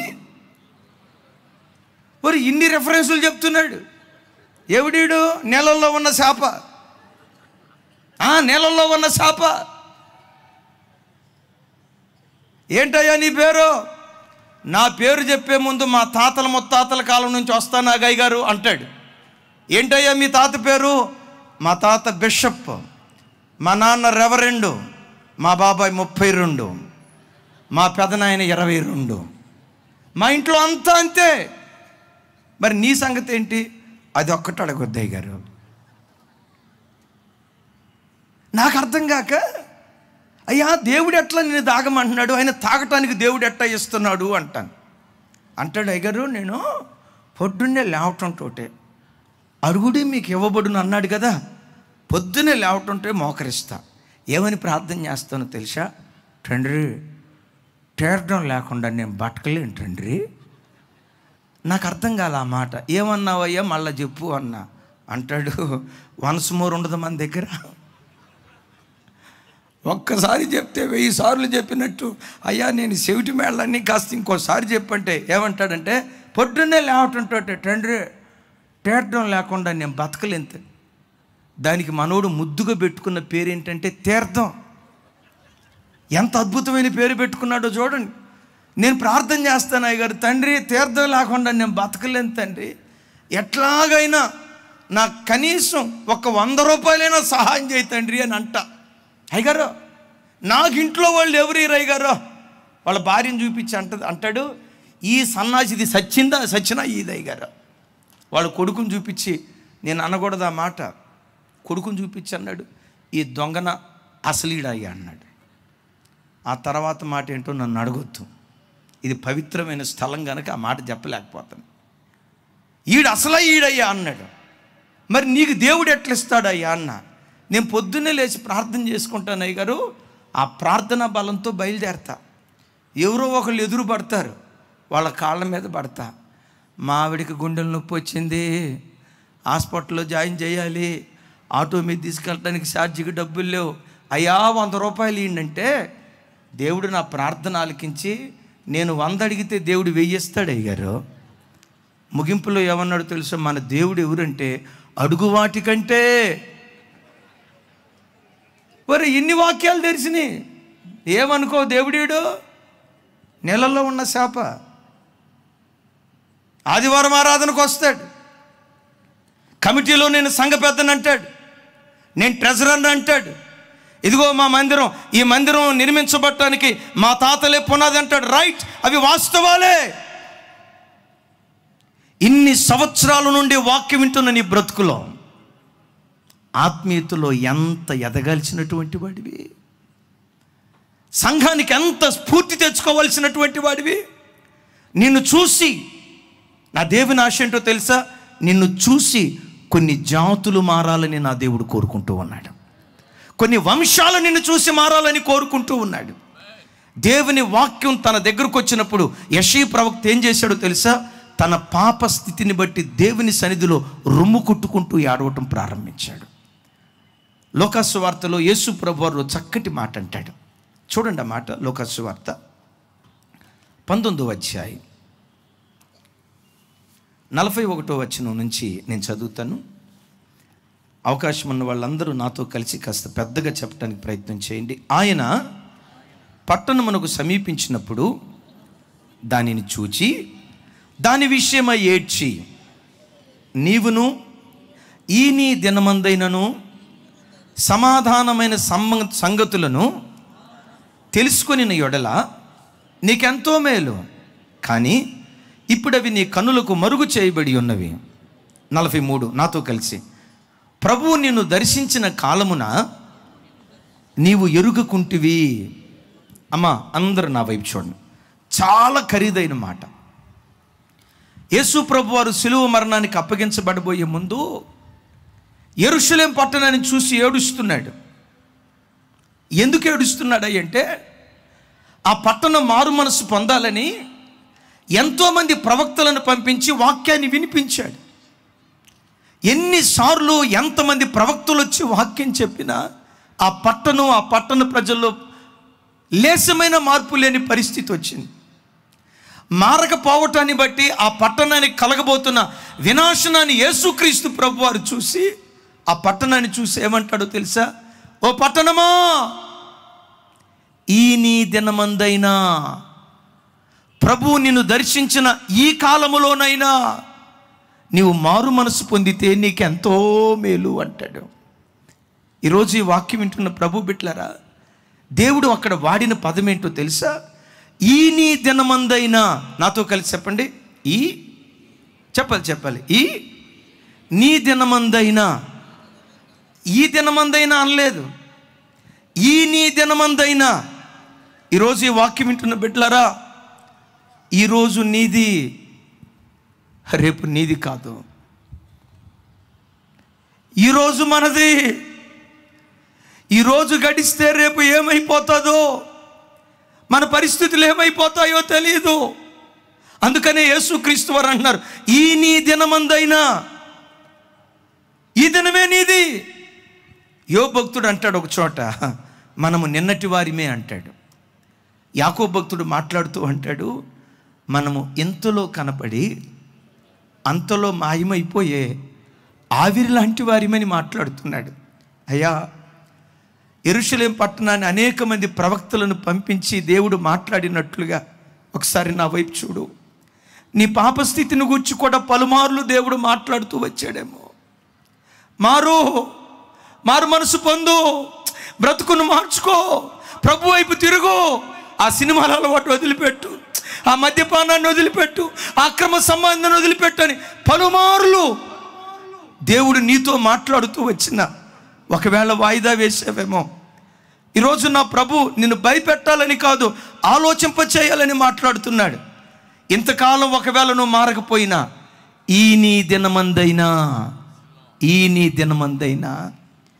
ఈ దినం గడిస్తే భయపెట్టాలని కాదు, రేపు ఈ సమయం వరకు నువ్వు బ్రతుకుంటావో లేదో, రేపు ఈ సమయం వచ్చే వరకు మనం బ్రతుకుంటామో లేదో, రేపు ఈ సమయం రావటానికి 24 గంటల కాల వ్యవధి ఉంది.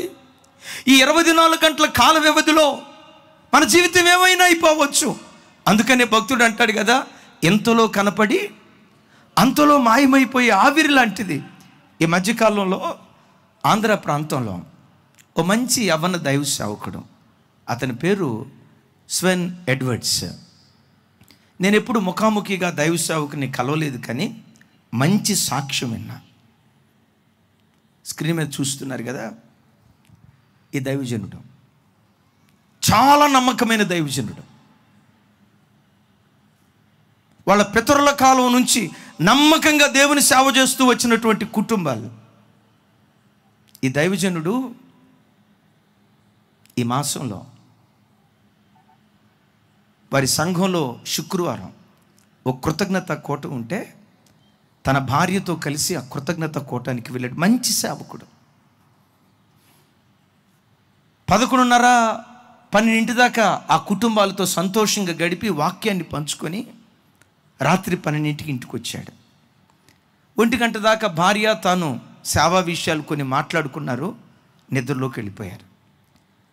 సరిగ్గా 3:30 ప్రాంతంలో భార్యకు సడన్గా మెలకు వచ్చింది. అట్లా మెలకు వచ్చి చూసేసరికి భర్త అటు ఇటు తిరుగుతూ తేన్పుతూ ఉన్నాడు. ఉలిక్కిపడి భార్య లేచింది. ఏమండి ఎడ్వర్డ్ గారు, ఏమైంది? గ్యాస్ట్రిక్ ప్రాబ్లం అయినట్లుందమ్మా, కాస్త కడుపంతా ఈజీగా ఉంది, బాగా తేన్పులు వస్తూ ఉన్నాయి. పలానా ట్యాబ్లెట్ వేసుకోకపోయారా?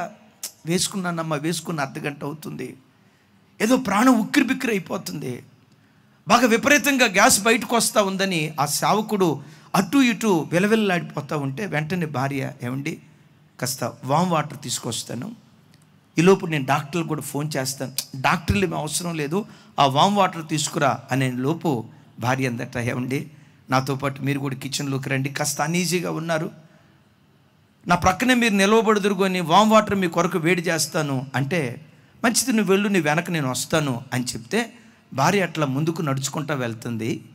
త్వరగా ఆ నీళ్లు వేడి చేసి దైవ సేవకుడికి ఇద్దామని అట్లా వెళ్తుందో లేదో తన చెవుల దగ్గర డబేలుమని శబ్దం వచ్చింది.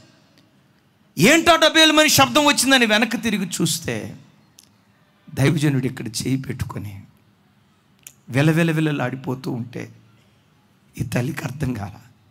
పరిగెత్తుకుంటూ వచ్చింది, భర్తను ఒళ్ళో పెట్టుకుంది. ఆ రాత్రిపూట గావు కేక వేస్తా ఉంది, అయ్యో మామయ్య త్వరగా రండి, అయ్యో ఏమైపోతుందో అర్థం కాలేదు అని ఒళ్ళో పెట్టుకుని ఆ ఛాతి భాగాన్ని నొక్కుతూ ఉంటుండగా ఒళ్ళంతా చల్లబడిపోయింది. డాక్టర్ రానే వచ్చాడు, హార్ట్ అటాక్తో నీ భర్త చనిపోయాడమ్మా, జస్ట్ 48 years. భక్తి కలిగిన దైవజనుడు. మరి అంత భక్తి కలిగిన దైవజనుడు ఎందుకు ప్రభు దగ్గరికి అట్లా చనిపోయాడు అని అంటారా? ఒక చెట్టుకు పండినటువంటి ఫలం అది పరిపక్వమైతే చెట్టు మీద ఉండదు. ఆ దైవజనుడిలో దేవుడు సంపూర్ణత చూసి ఉంటాడు, తన రాజ్యానికి రమ్మని పిలుచుకొని ఉంటాడు. నేనంట అంత మంచి గొప్ప దైవ సేవకుని మరణం నీకు నాకు ఇస్తున్న సందేశం ఏంటో తెలుసా? అయ్యా, ఏ గడియలో ఏ క్షణంలో ఎప్పుడు ఎలా నువ్వు రాలిపోతావో తెలియదు. ఏ క్షణం, ఏ స్థలం, ఏ ప్రాంతంలో నీ ఆఖరి శ్వాస విడిచిపెడతావో తెలియదు. ఏ రోజు నా మరణ దినం ఉందో మనకు తెలియదు. కానీ నీతో చెప్పే మాట ఏంటో తెలుసా? నువ్వు ఎలా బ్రతకాలో తెలుసా? ఇదే నా ఆఖరి రోజు అన్నట్లుగా నువ్వు బ్రతకాలి. చప్పట్లు కొడుతూ ప్రభు వారికి స్తోత్రాలు చెప్దాం. ఇంకో 50 సంవత్సరాలు బ్రతుకుతాను అన్నట్లుగా బ్రతుకొద్దు. ఇదే నా ఆఖరి రోజు, యేసయ్య రాకో నా ప్రాణం పోకో ఏ క్షణంలోనైనా జరగవచ్చని ప్రతి క్షణం నిన్ను నీవు సిద్ధపాటు చేసుకొని ప్రభు కొరకు నువ్వు బ్రతుకుదువుగాక. నేను మీతో చెప్తున్నాను, ఈ నీ దినమందైనా దేవుడు ఈ 3 రాత్రులు దర్శించాడు. దైవజనులు రాజశేఖరయ్య గారి ద్వారా వాక్యం చేత దేవుడు మిమ్మల్ని దర్శించాడు. గడిచిన రాత్రి జాన్వేశ్లయ్య గారి ద్వారా దేవుడు దర్శించాడు. ఈ రాత్రి ఇప్పటికీ గంట సేపటి నుంచి వాక్యం ద్వారా దేవుడు మిమ్మల్ని దర్శిస్తూ ఉన్నాడు. ఈ కోడికలు దేవుడు ఎందుకు ఏర్పాటు చేశాడో తెలుసా? కనీసం ఈ రాత్రి అయినా నువ్వు మారతావని నీ మార్పు కోసమే దేవుడు ఈ కోడికలు ఏర్పాటు చేశాడు. యవన తమ్ముడా, ఈ మాట నమ్ము. నిన్ను ప్రేమించి ఇది లక్షల రూపాయల ఖర్చుతో కూడుకున్న కోడిక. మా చేతి నిండా డబ్బు పెట్టుకొని మేము ఈ కోడిక చేయలేదు సుమే. మా పిల్లలకు తెలుసు, మా విశ్వాసులకు తెలుసు. మా చేతి నిండా లక్షలు పెట్టుకొని మేము ఈ కోడిక ఏర్పాటు చేయలా. మా హృదయాన్ని దేవుడు ఎందుకు రేపాడో తెలుసా? ఈ రాత్రి నిన్ను మార్చాలని, ఈ రాత్రి నీ కుటుంబాన్ని ఈ మహబూబ్ నగర్ పట్టణంలో ఒక యెషయా కుటుంబంలాగా నిలవబెట్టాలని నా ప్రభు కోరుకుంటూ ఉన్నాడు. నమ్ము, ఈ పట్టణంలో నిన్ను నీ పిల్లలను ఒక సూచనలుగా నిలవబెట్టాలని దేవుడు ఆశపడుతున్నాడు. ఒక మహత్కార్యముగా షబాల తీరా రేబినా షగా తురదాల షల ఆ కాలంలో యెషయా కుటుంబాన్ని నిలవబెట్టినట్లుగా విశ్వసించు. ఈరోజు ఈ పట్టణంలో నిన్ను నీ కుటుంబాన్ని నా ప్రభు అలా నిలవబెట్టాలని ఆశపడుతున్నాడు. కానీ నా ప్రభు కోరుకున్నాడు ఏంటో తెలుసా? నేను దర్శించిన ఈరోజు ఎవడు మారు మనసు పొందుతాడా? నేను దర్శిస్తున్న ఈరోజు ఎవడు తన బ్రతుకును మార్చుకుంటాడా? నేను దర్శిస్తున్న ఈ రోజు ఏ యవ్వన చెల్లి రొమ్ము కొట్టుకుంటూ తన పాప విషయమై ఏడుస్తుందా? ఇదిగో ఈరోజు నేను దర్శించిన రోజు ఏ భర్త ఏ భార్య తన పాప విషయమై రొమ్ము కొట్టుకుంటూ ఏడుస్తారని ఆ పశ్చాత్తాపడే వ్యక్తుల కోసం నా దేవుడు వెతుకుతున్నాడు. బైబిల్లో రాయబడిన అద్భుతమైన మాట ఏంటో తెలుసా? ఎవడు దీనుడై నలిగిన హృదయము గలవాడై నా మాట విని గడగడగడమని వణుకుతాడో వాని మీదే నమ్మండి, వాని మీదే నా మాట విని ఎవడు గడగడ వణుకుతాడో వాని మీదే నా దేవుడు తన దృష్టిని నిలపబోతున్నాడు. దేవుడు దర్శించిన ఈరోజు నీ బ్రతుకును మార్చుకుంటే, సౌలు తన బ్రతుకును మార్చుకోవటాన్ని బట్టి ఆ తరానికి ఒక ధ్రువతారగా పౌలుగా దేవుడు మార్చుకున్నాడు. ఈ తరంలో నిన్ను ఒక పౌలులాగా సేవక నిన్ను మార్చాలని నా దేవుడు కోరుకుంటూ ఉన్నాడు. గట్టిగా చెప్తాం ఆమేన్. యబ్బోకు రేవు దగ్గర యాకోబు అప్పటి వరకు మోసగాడే. దేవుడు తనను దర్శించినప్పుడు యాకోబు ఇజ్రాయేలుగా రూపాంతరం చెందాడు. వాక్యం బోధిస్తున్న నాతో సహా ఎవ్వడో 100% నీతిమంతులు ఈ స్థలంలో లేరు. ఒకవేళ మనం 100% నీతిమంతులం అయితే ఎప్పుడో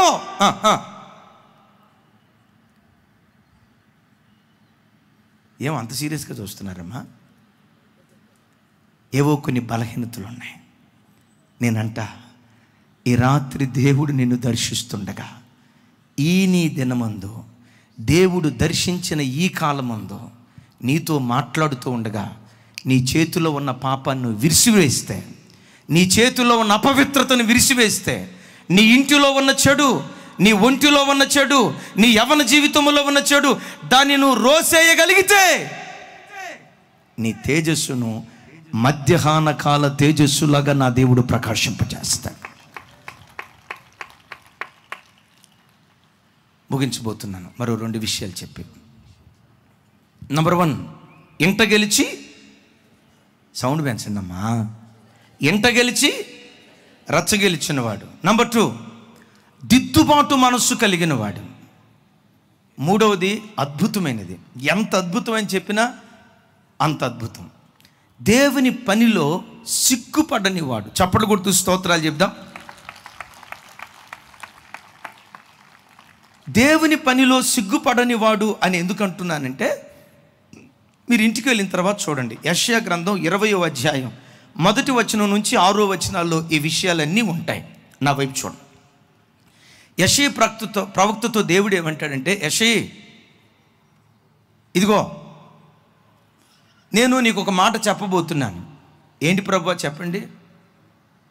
3 సంవత్సరాల పాటు నీ కాళ్ళకు చెప్పులు వేసుకోకుండా, నీ ఒంటి మీద బట్టలు వేసుకోకుండా, జస్ట్ మల చుట్టూతో మానం కప్పుకోవటానికి చిన్న బట్ట కట్టుకొని 3.5 సంవత్సరాలు ఇశ్రాయేలు దేశంలో నువ్వు దిగంబరిగా తిరగాలి. అర్థం కాల. ఏంటి ప్రభువా మీరు మాట్లాడుతున్నారు, ఏమంటున్నారు? 3 సంవత్సరాల పాటు కాళ్ళకు చెప్పులు లేకుండా, ఒంటి మీద బట్ట లేకుండా, జస్ట్ మొల చుట్టూత ఆ మానాన్ని కప్పుకోవటానికి చిన్న బట్ట కట్టుకొని 3 సంవత్సరాల పాటు నువ్వు యెరూషలేము దేశంలో, ఇశ్రాయేలు దేశంలో ఇటు అటు తిరుగుతూ ఉండాలి. దిగంబరిగా ఉండేది ఇంట్లో కాదు, దిగంబరిగా ఉండాల్సింది రహస్య స్థలంలో కాదు. కాళ్ళకు చెప్పులు లేకుండా 3 సంవత్సరాల పాటు దిగంబరిగా నువ్వు తిరుగు అన్నాడు. ఆ ప్రభు బిడ్డలారా, దేవుడు ఎందుకు తిరగమన్నాడో దానికి వివరణ ఇస్తూ ఏమంటాడంటే, అష్షూరీయులు ప్రపంచ రాజ్యాలన్నింటినీ జయిస్తున్నప్పుడు ఇశ్రాయేలీల మీద కూడా వస్తారనే భయం ఇశ్రాయేలీలకు పట్టుకుంది. ఇప్పుడు ఇశ్రాయేలీలు ఏం చేయాలనుకుంటున్నారంటే, నన్ను ఆశ్రయించకుండా ఐగుప్తీయులను, కూషీలను ఆశ్రయించాలనుకుంటున్నారు. ఐగుప్తీయులకు, కూషీలకు పట్టబోయే గతి నేను చెప్తున్నా. అష్షూరు రాజు ఆ తర్వాత ఐగుప్తీయుల మీదకి, కూషీల మీదకి వెళ్తాడు. ఆ యుద్ధ భూమిలో ఐగుప్తీయులు, కూషీలు నిలవబడలేక ప్రాణభయంతో వస్త్రాలు వదిలి, బట్టలు వదిలి, కాళ్ళకు చెప్పులు లేకుండా దిగంబరులుగా వాళ్ళు పారిపోతారు. ఈ సంగతి వాళ్ళకు చెప్పటానికి నువ్వు దిగంబరి వైపో అన్నాడు. ఇది నోటితో చెప్తే పోయిదిగా. ఇశ్రాయేలీలారా, ఇశ్రాయేలీలారా, మీరు ఐగుప్తీయులను, కూషీలను ఆశ్రయించొద్దు అని చెప్తే పోయేది కదా. దేవుడు అంటాడు, నోటి మాటలతో చెప్పటం కాదు, వాళ్ళకు ఒక సూచన.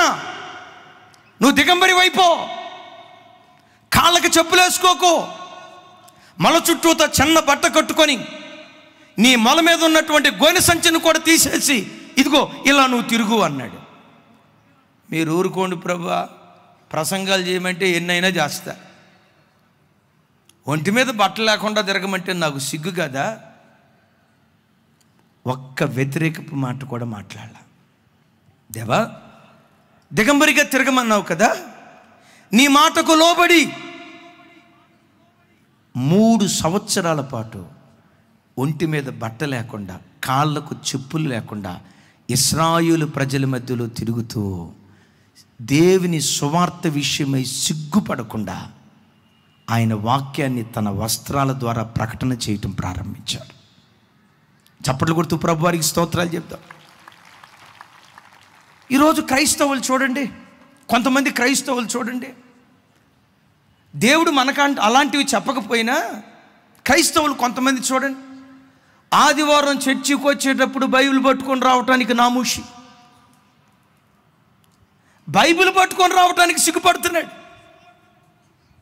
మా చర్చికి ఒక తమ్ముడు వస్తున్నాడు, ఏ తమ్ముడు బైబిల్ ఏది అన్నా, బైబిల్ లేకుండా నేను చర్చికి అసలు రాను అన్నా అన్నాడు. మరి బైబిల్ ఏం కనపట్లేదు కదా అన్న అంటాడు. ఇదిగో అన్న బైబిల్ అన్నాడు. ఇది బైబిలా? పరిశుద్ధ గ్రంథాన్ని చేతిలో పట్టుకొని రావటానికి కొంతమంది సిగ్గుపడుతూ ఉంటే, ఆయన నామాన్ని ప్రకటించడానికి, ఆయన వాక్యం ప్రజలకు అర్థమయ్యే రీతిలో వెల్లడి చేయటానికి ఈ పురుషుడు, అలాగని పేద కుటుంబంలో పుట్టినవాడు కాదు. యెషయా ఎవరంటే రాజవంశీయుడు, దావీదు గోత్రంలో పుట్టినవాడు, ఉజ్జియాకి మనవడు.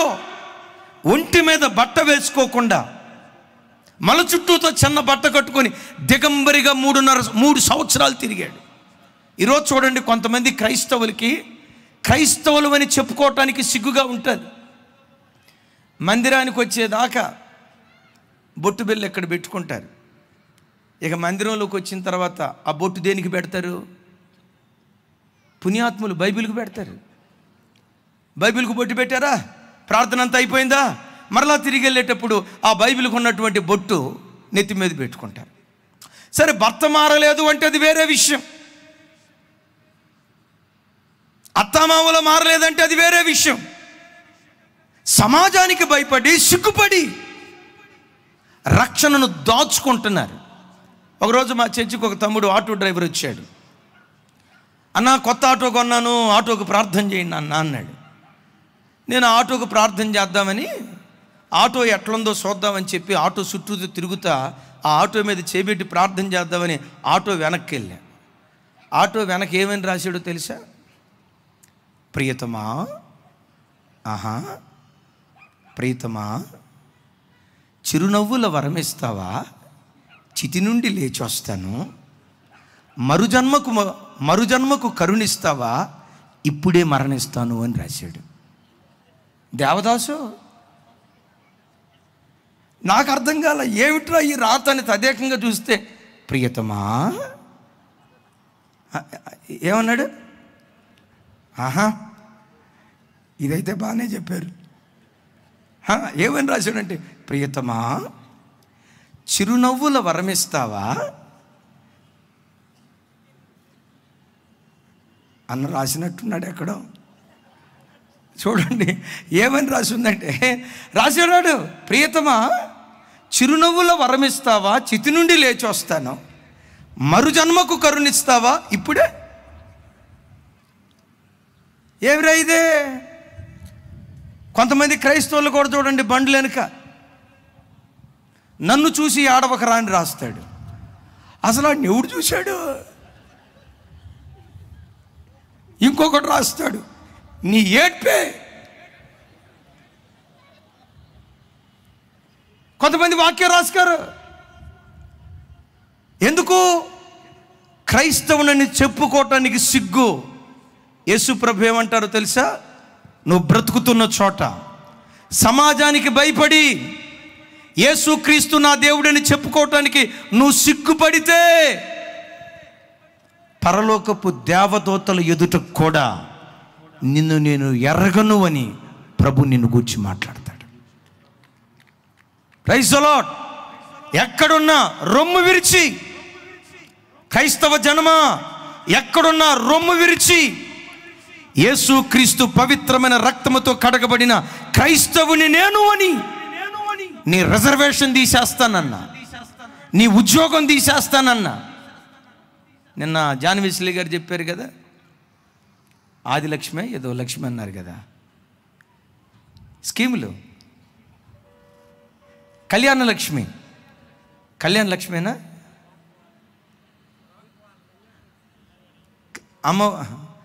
అమ్మఒడి అక్కడ, సరే, అమ్మఒడి, నాన్నఒడి, మనబడి, ఇదిగో మీరు క్రైస్తవులైతే తీసేస్తాం అని అన్నారా? ప్రభు కోసం నిలవబడాలి చూస్తే ప్రాణం పోగొట్టుకోవటానికైనా ఇష్టపడతాం, కానీ క్రీస్తును ప్రకటించే విషయంలో మేము సిగ్గుపడము. Praise the lord. మీకు ఒక మర్మయుక్తమైన మాట చెప్తాను, నా వైపు చూడండి. యెషయా ప్రవక్త తన వస్త్రధారణ ద్వారా తన దేవుని ప్రకటించాడు. క్రైస్తవ జనమా, నువ్వు ధరించే వస్త్రాలు, ఒక తండ్రిగా చెప్తున్నాను, మీ సొంత తండ్రిగా చెప్తున్నాను, నన్ను బయట వ్యక్తిగా చూడొద్దు, మీ సొంత తండ్రిగా చెప్తున్నాను. అమ్మ చెప్పమంటారా?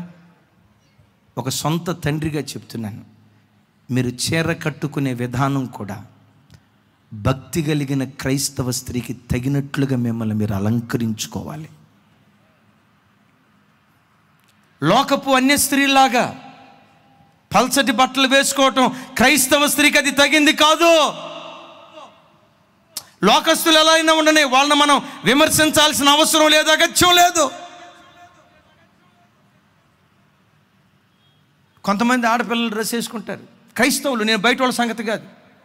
ఆ పిల్లలు వేసుకునే డ్రెస్ ఉంటుంది చూసారా, మున్సిపాలిటీ వాళ్ళకి పని లేకుండా అమ్మాయి ఊడ్చుకుంటూ వెళ్ళిపోద్ది.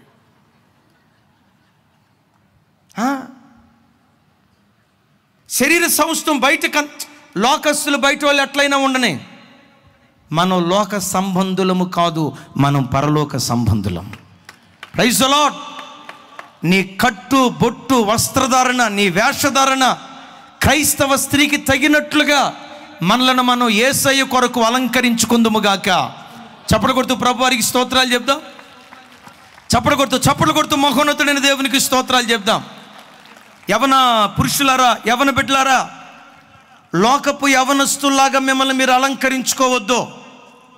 మీ హెయిర్ స్టైల్ అయినా, మీ డ్రెస్సింగ్ స్టైల్ అయినా, మీ వే ఆఫ్ వాకింగ్ అయినా ప్రతిదీ వీళ్ళు మనలాంటి వాళ్ళు కాదు. వీళ్ళు ఒక ప్రత్యేకమైనటువంటి వాళ్ళు, వీళ్ళు మనలాంటి వాళ్ళు కాదు అని క్రైస్తవ యవన బిడ్డ, ఆయన పిల్లలైన మనం యేసయ్య కొరకు ఒక ప్రత్యేకించబడిన జనాంగంగా మనం బ్రతుకుదుముగాక. చప్పలు కొడుతూ ప్రభు వారికి స్తోత్రాలు చెప్దాం. మంచి మాట చెప్తాను. ఒకరోజు మా మందిరంలో ఒక తమ్ముడు వచ్చాడు ప్రార్థన చేయించుకోవటానికి. వస్తున్నాడు. ఆ తమ్ముడిని వస్తూ ఉంటే నాకు ఎవరు అర్థం కాల, కన్ఫ్యూషన్గా చూస్తున్నాను. ఎందుకు కన్ఫ్యూషన్గా చూస్తున్నాను తెలుసా?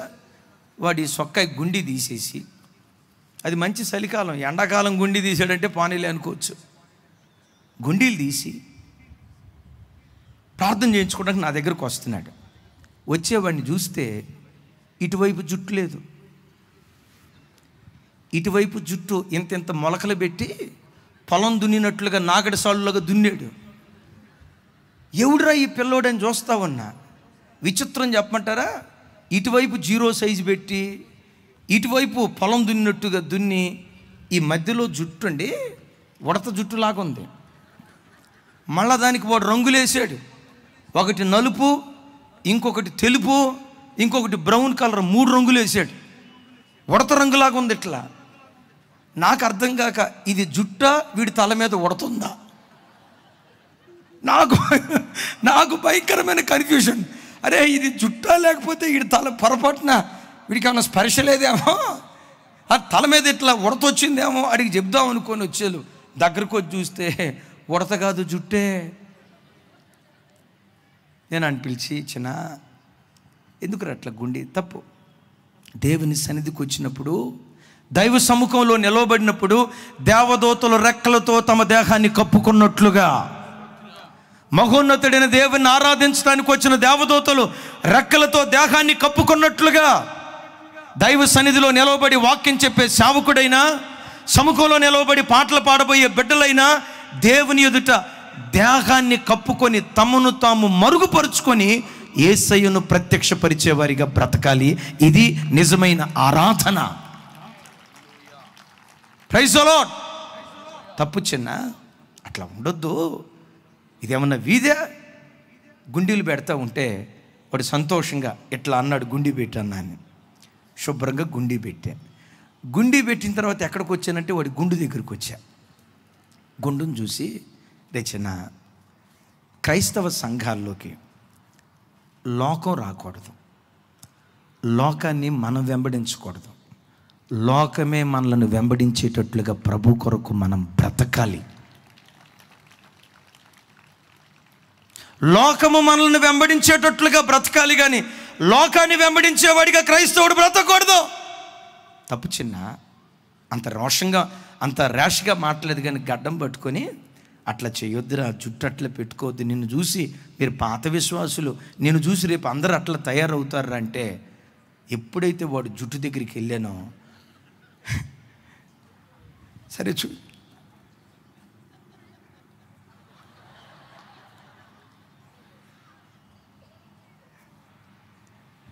ఆ లైవ్ ఇచ్చేవాడు చర్చికి రాకముని పాడు జుట్టు కూడా అదే.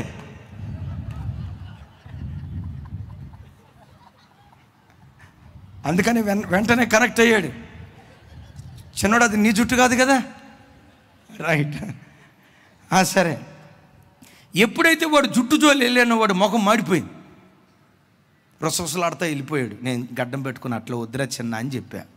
ఇంటికి వెళ్ళాడంట. వాళ్ళ అమ్మని పిలిచి అన్నాడంట, అమ్మా వచ్చే ఆదివారం నుంచి ఇక మీ చర్చికి రాను.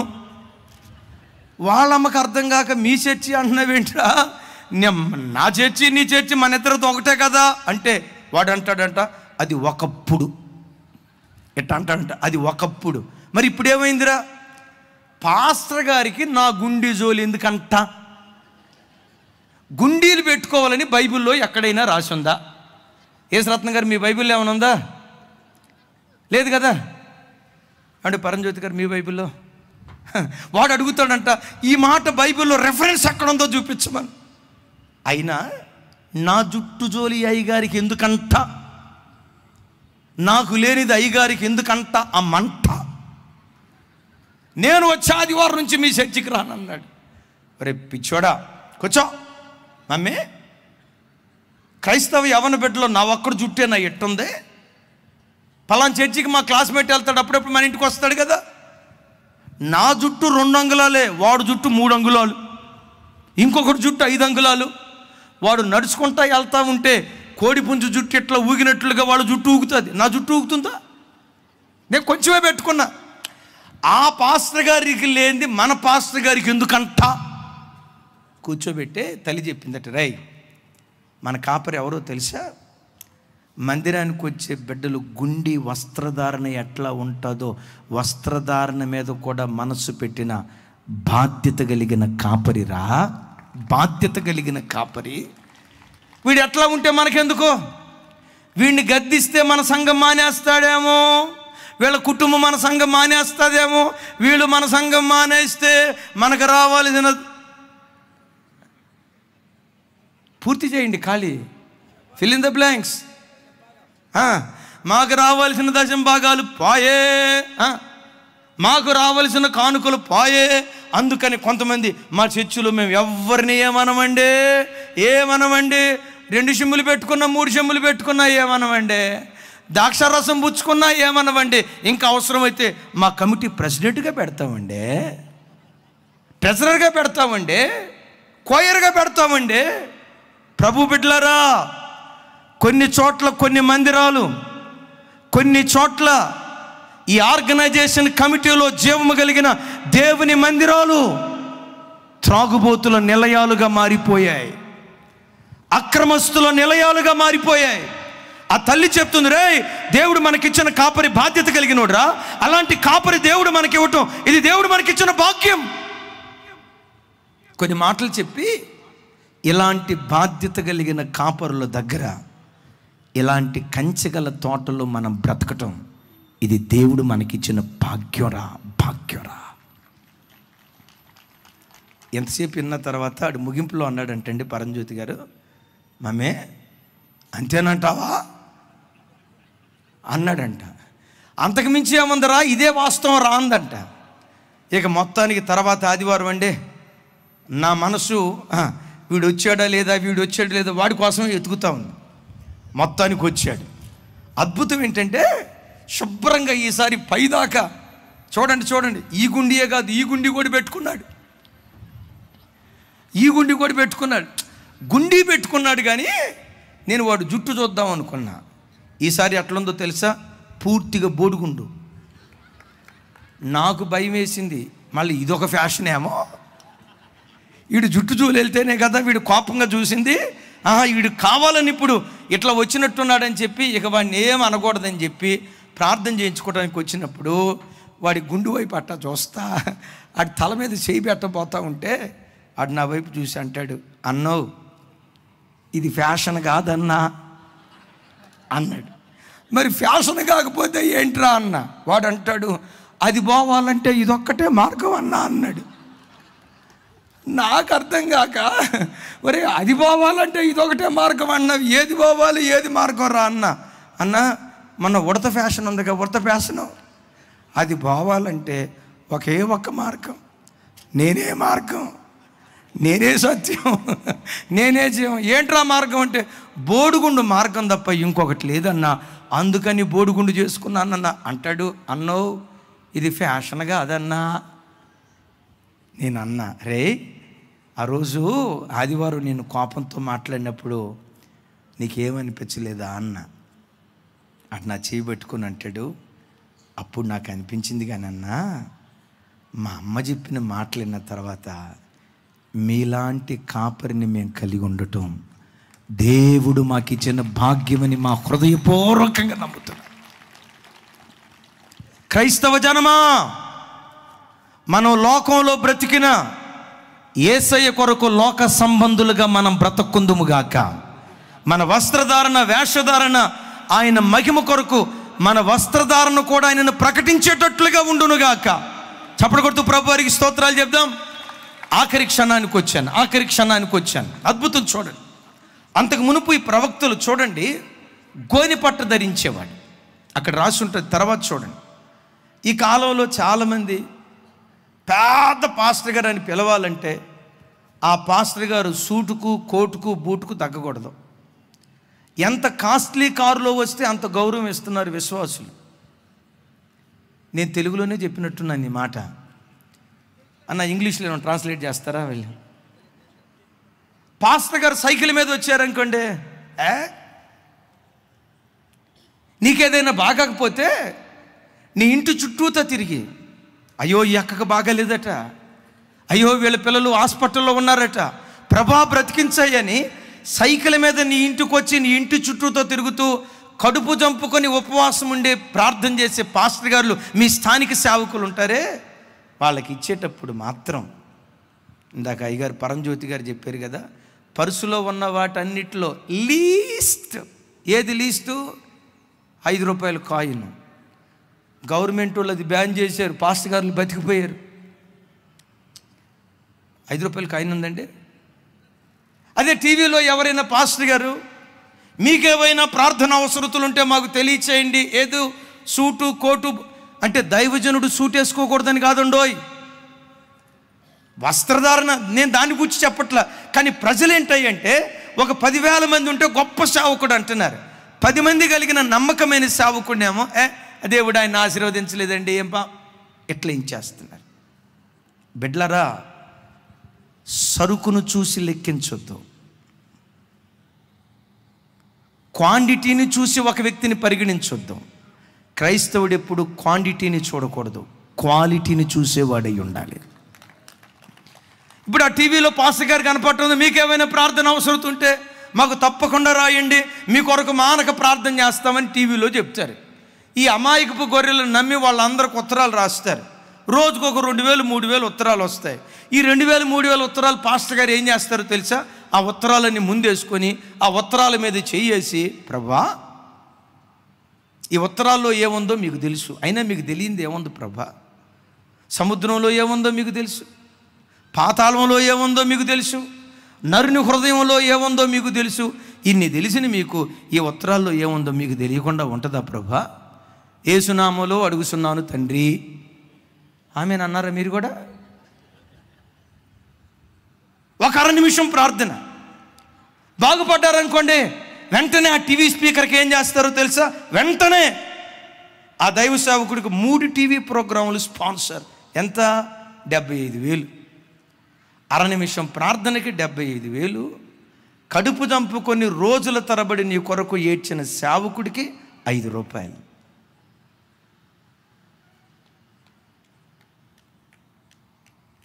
ఆలోచించండి.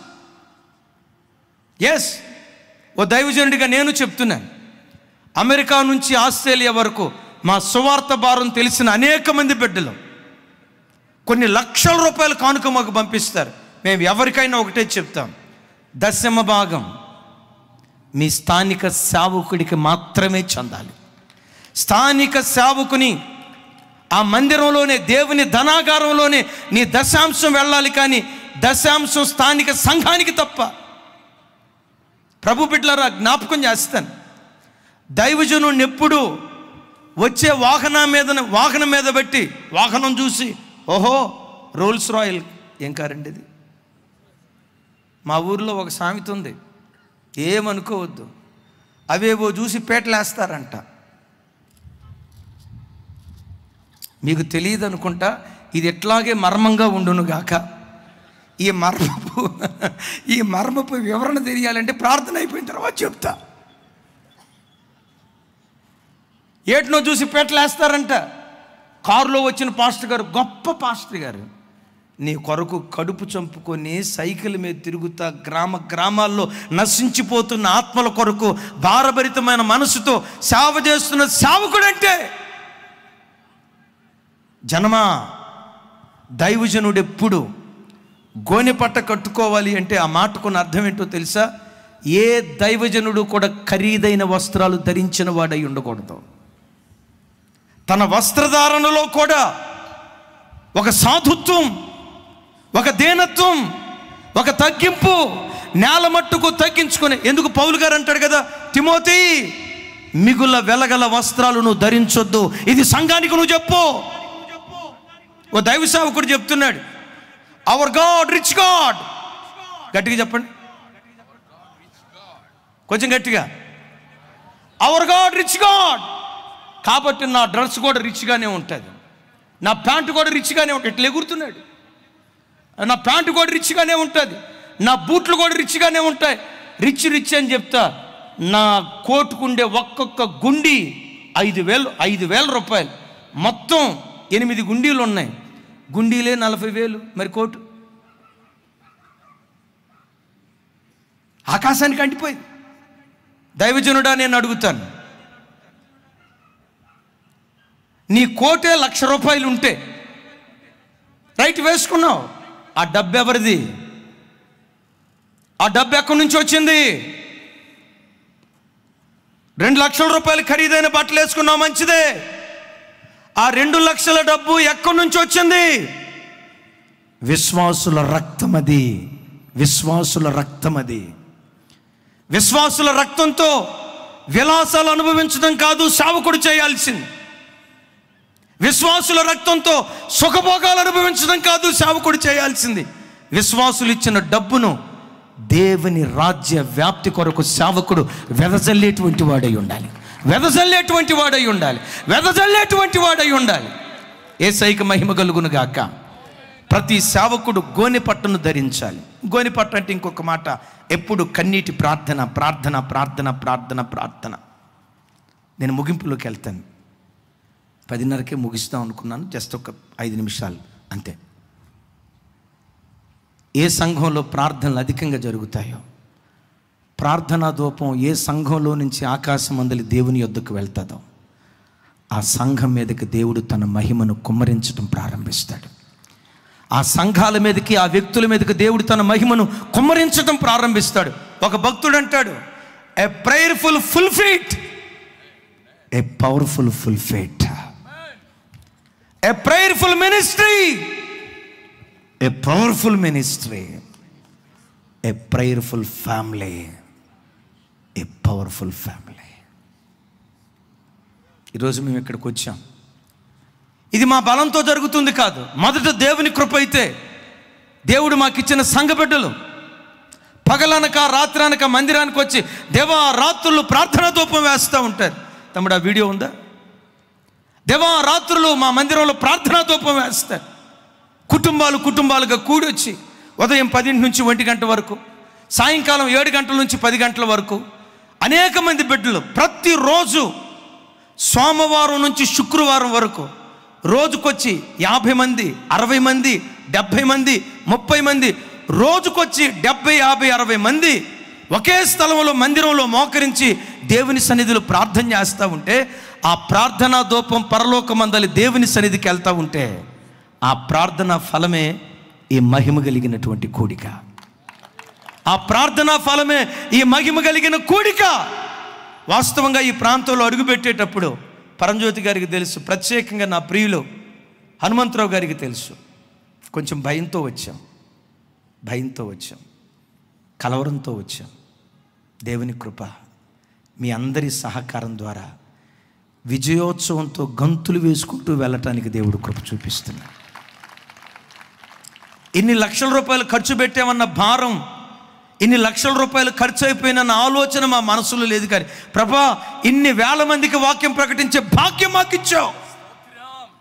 నేను నమ్ముతా, మా వాల్ పోస్టర్స్ మిమ్మల్ని నడిపించలేదు. సంఘ బిడ్డలు చేసిన ప్రార్థనే ఏలవేసి దైవ సన్నిధికి వచ్చేటట్లుగా మిమ్మల్ని పురికొల్పింది. అఫ్కోర్స్ ఎంతోమంది దైవ సేవకులు, హనుమంతరావు గారి వైఫ్ ఆ అక్క, వాళ్ళ సంఘంలో మధ్యరాత్రి 2 గంటల నుండి తెల్లవారుజాము 6 గంటల వరకు దరిదాపుగా 100 మంది ఫోన్ కాన్ఫరెన్స్లో ఈ 3 రోజులు రాత్రి 2 గంటల నుంచి తెల్లవారుజాము 6 గంటల వరకు 4 గంటల సేపు దేవా దైవ సేవకులు దేవుని సన్నిధిలో నిలవబడి వాక్యం ప్రకటిస్తున్నప్పుడు ఒక్కొక్క మాట అగ్ని కణములాగా ప్రజల హృదయాలను తాకాలి. అభిషేకపు బాణంలాగా ఒక్కొక్క హృదయాన్ని దూసుకుంటూ దేవుని వాక్యం వెళ్ళాలని మా కొరకు ఆ తల్లులు ఎంతోమంది దైవ సేవకులు, ఒకరని నేను చెప్పలేను, ఈ పట్టణంలో ఉన్న ఎంతోమంది దైవ సేవకులు, where there is prayer, a prayerful full faith, a powerful full faith. Praise the lord. క్రైస్తవ జనమా, ఎప్పుడు కన్నీటి ప్రార్థన అనే గోనె పట్ట ప్రతి క్రైస్తవుని ఒంటి మీద నా దేవుడు అనుగ్రహించునుగాక. పట్టు వస్త్రాలు నీకున్నా లేకపోయినా, వెలగల వస్త్రాలు నీకున్నా లేకపోయినా, వెంకటగిరి ఏంటంటే అది మీది దగ్గర ఎక్కడ ఉంది అమ్మ? అక్క చక్కగా నవ్వుతుంది. వెళ్ళొచ్చావక్క? వెంకటగిరి, గద్వాల్, ఈ పట్టు చీరలు నీకున్నా లేకపోయినా కన్నీటి ప్రార్థననే గోనె పట్ట వస్త్రం ఈరోజు వాక్యం వింటున్న ప్రతి బిడ్డ మీద నా దేవుడు కుమ్మరించునుగాక. ఆ ప్రార్థనే నీకుంటే ఈ మహబూబ్ నగర్ పట్టణంలో నిన్ను, నీ పిల్లలను ఒక సూచనగా మహత్కార్యంగా నిలవబెట్టాలని దేవుడు కోరుకుంటున్నాడు. ఆఖరి మాట ఒక 10 నిమిషాలు పర్వాలేదా? ముగించేయమంటారా? ఒక 10 నిమిషాలు, అర్ధగంట, గంట, సరే పోటీ పడదాం, చూద్దాం. ఓకే అన్నారు కదా. సో కాబట్టి మిమ్మల్ని ఇబ్బంది పెట్టకుండా జస్ట్ 10 మినిట్స్లో నేను ముగిస్తా. దేవుడు మనందరితో మాట్లాడును గాక.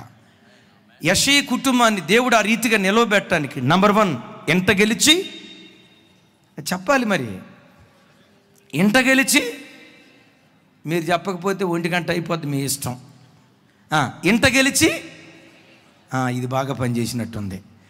ఎంట గెలిచి రచ్చ గెలిచిన వాడు. 2వది దిద్దుబాటు మనస్సు కలిగిన వాడు. 3వది దేవుని పనిలో సిగ్గుపడనటువంటి వాడు. ఆఖరి మాట చెప్పమంటారా? తాను నమ్మిన దేవుని కొరకు హతసాక్షిగా మారిపోయినటువంటి వాడు. క్రీస్తు కొరకు, దేవుని కొరకై హతసాక్షిగా మారిపోయినటువంటి వాడు. ఇది బైబిల్లో రాయబడలేదు, కానీ హిబ్రూ మత గ్రంథాల్లో యెషయా మరణాన్ని గురించి ఒక కన్నీటి కథ కాదు, యథార్థ గాథ. నా వైపు చూడండి. దీని గురించే అపోస్తులైన పౌలు గారు మాట్లాడతారు. ప్రవక్త అయిన యెషయాని మనష్షే అనే రాజు అతి క్రూరంగా బహు భయంకరంగా చంపాడు. మనష్షే అనే రాజు ఎట్లా చంపాడో తెలుసా? తమ్ముడు, ఆ ఫోటో చూపించు. ఎట్లా చంపాడో తెలుసా? ఈ ఆకారంలో ఉన్నటువంటి ఆ చెక్కకు అతన్ని ఇలా కట్టేశారు. నా వైపు చూడండి.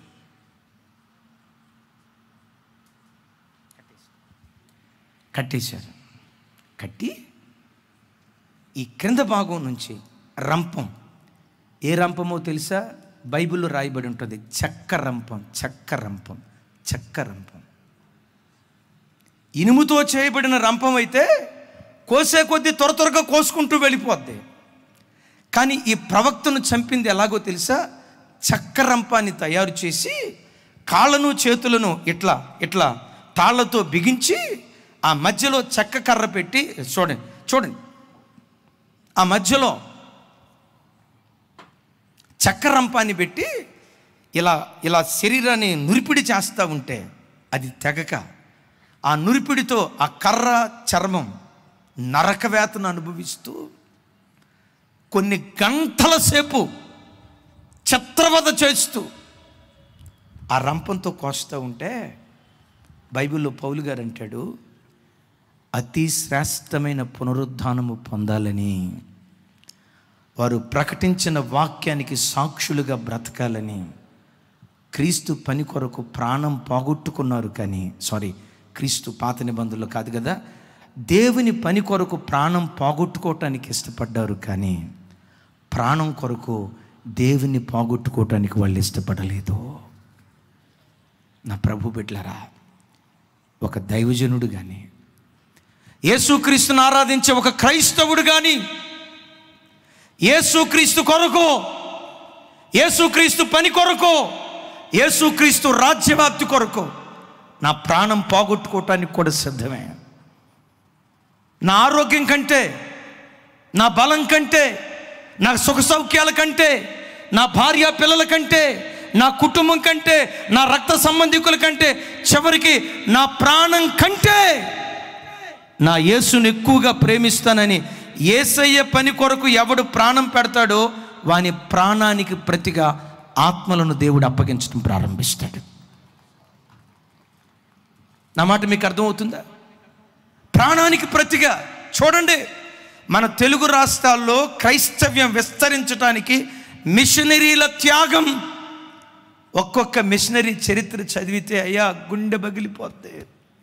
వాళ్ళు చేసిన సేవ ఎదుట విద్యాసాగర్ గారు, అసలు మేము చేస్తుంది సేవేనా? సేవ అనే పేరు చెప్పుకొని బ్రతుకు తెరువు లేక మేము సేవకు వచ్చామా ఏంటని ఆ మిషనరీస్ చేసినటువంటి సేవ ముందు మా సేవను పోల్చుకుంటే అసలు మేము చేసేది సేవేనా అని మా మీద మాకు యావగింపు. అసలు మేము చేస్తుంది సేవేనా అన్నట్లుగా హృదయంలో ఒక వేదన. ఓ సంవత్సరం క్రితం దైవజనులు ఎడ్వర్డ్ విలియమ్స్ గారు ఒక మిషనరీ గురించి చెప్పాడు. అది చదివిన తర్వాత గుండెల నిండా పుట్టెడు దుఃఖం. నా వైపు చూడండి బాగా. గుండెల నిండా గుండెల నిండా గుండెల నిండా. ఇద్దరు మిషనరీల చరిత్ర చెప్తాను క్లుప్తంగా. ఒకటి మన తెలంగాణ రాష్ట్రంలో, రెండోది ఆంధ్ర రాష్ట్రంలో. రష్యా దేశంలో ఒక యవనస్తుడు, అతని పేరు ఉండ్రూఫ్. చెప్పండి, ఉండ్రూఫ్ 17వ ఏట యేసుక్రీస్తును, థ్యాంక్ యూ తమ్ముడు, 17వ ఏట యేసుక్రీస్తును సురక్షకునిగా అంగీకరించాడు. బైబిల్ ట్రైనింగ్కి వెళ్ళాడు. 25వ ఏట తనకు వివాహమైంది. భార్యకి ముందే చెప్పాడు, నేను వివాహం చేసుకునేది నా సుఖ సంతోషాలు తీర్చుకోవటానికి కాదు, నా కుటుంబం ద్వారా దేవుని రాజ్య వ్యాప్తి జరగాలి, నా కుటుంబం ద్వారా దైవరాజ్య స్థాపన జరగాలి. అదే ఆదర్శ భావాలు కలిగిన అమ్మాయిని వివాహం చేసుకున్నాడు. సంవత్సరం రష్యా దేశంలో కాపురం చేశాడు. సువార్త భారం. ప్రభుని అడిగాడు, ప్రభా నేను ఎక్కడ సేవ చేయాలి? అయితే సుఖవంతమైన స్థలాల్లో నేను సేవ చేయకూడదు, డ్రై ల్యాండ్ ఏదో సువార్త చేయటానికి కష్టం ఏ ప్రాంతమో ఆ ప్రాంతాల్లో నేను సేవ చేస్తాను. అది ఏ దేశమైనా ఏ స్థలమైనా అక్కడికి నేను వెళ్తాను. దేవా నన్ను ఎక్కడికి వెళ్ళమంటావు? దేవుడు అప్పుడు అతనితో చెప్పాడట, భారతదేశం అని ఒక దేశం ఉంది. ఆ భారతదేశంలో దక్షిణ భారతదేశం అని ఒక ప్రాంతం ఉంది. ఆ దక్షిణ భారతదేశంలో నిజాములు పరిపాలన చేసే ఒక ప్రాంతం ఉంది. ఆ ప్రాంతంలో నువ్వు సేవ చేయాలి. బిడ్డలారా, దరిదాపుగా 26 సంవత్సరాల వయసులో తన భార్య పేరు హేనా, ఉండ్రూఫ్ తన భార్య హేనా, వారిద్దరూ కలిసి రష్యా దేశం నుండి మన తెలంగాణ ప్రాంతం ఎయిర్పోర్ట్ దగ్గరికి కొంత దూరం కాలినడకన, మరికొంత దూరం గుర్రపు బండ్ల మీద, మరికొంత దూరం కాలినడకన దేవుని సేవ కొరకు ఈ తెలంగాణ గడ్డ మీద సేవ చేయటానికి 3 సంవత్సరాలు కాలినడకన నడుచుకుంటూ మన ప్రాంతానికి వచ్చారు.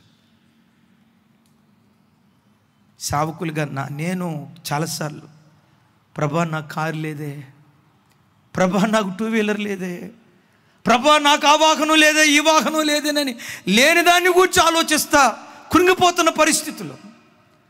ఆ దైవజనుడికి ఏ వాహనం లేదు. విచిత్రం చూడండి, రష్యా నుండి ఆఫ్ఘనిస్తాన్, ఆఫ్ఘనిస్తాన్ నుండి పాకిస్తాన్, పాకిస్తాన్ నుండి రాజస్థాన్, రాజస్థాన్ నుండి గుజరాత్, గుజరాత్ నుండి మధ్యప్రదేశ్, మధ్యప్రదేశ్ నుంచి మన తెలంగాణ ప్రాంతంలో అడుగుపెట్టాడు. వాళ్ళు కాలినడక మీద నడుచుకుంటూ రావటానికి,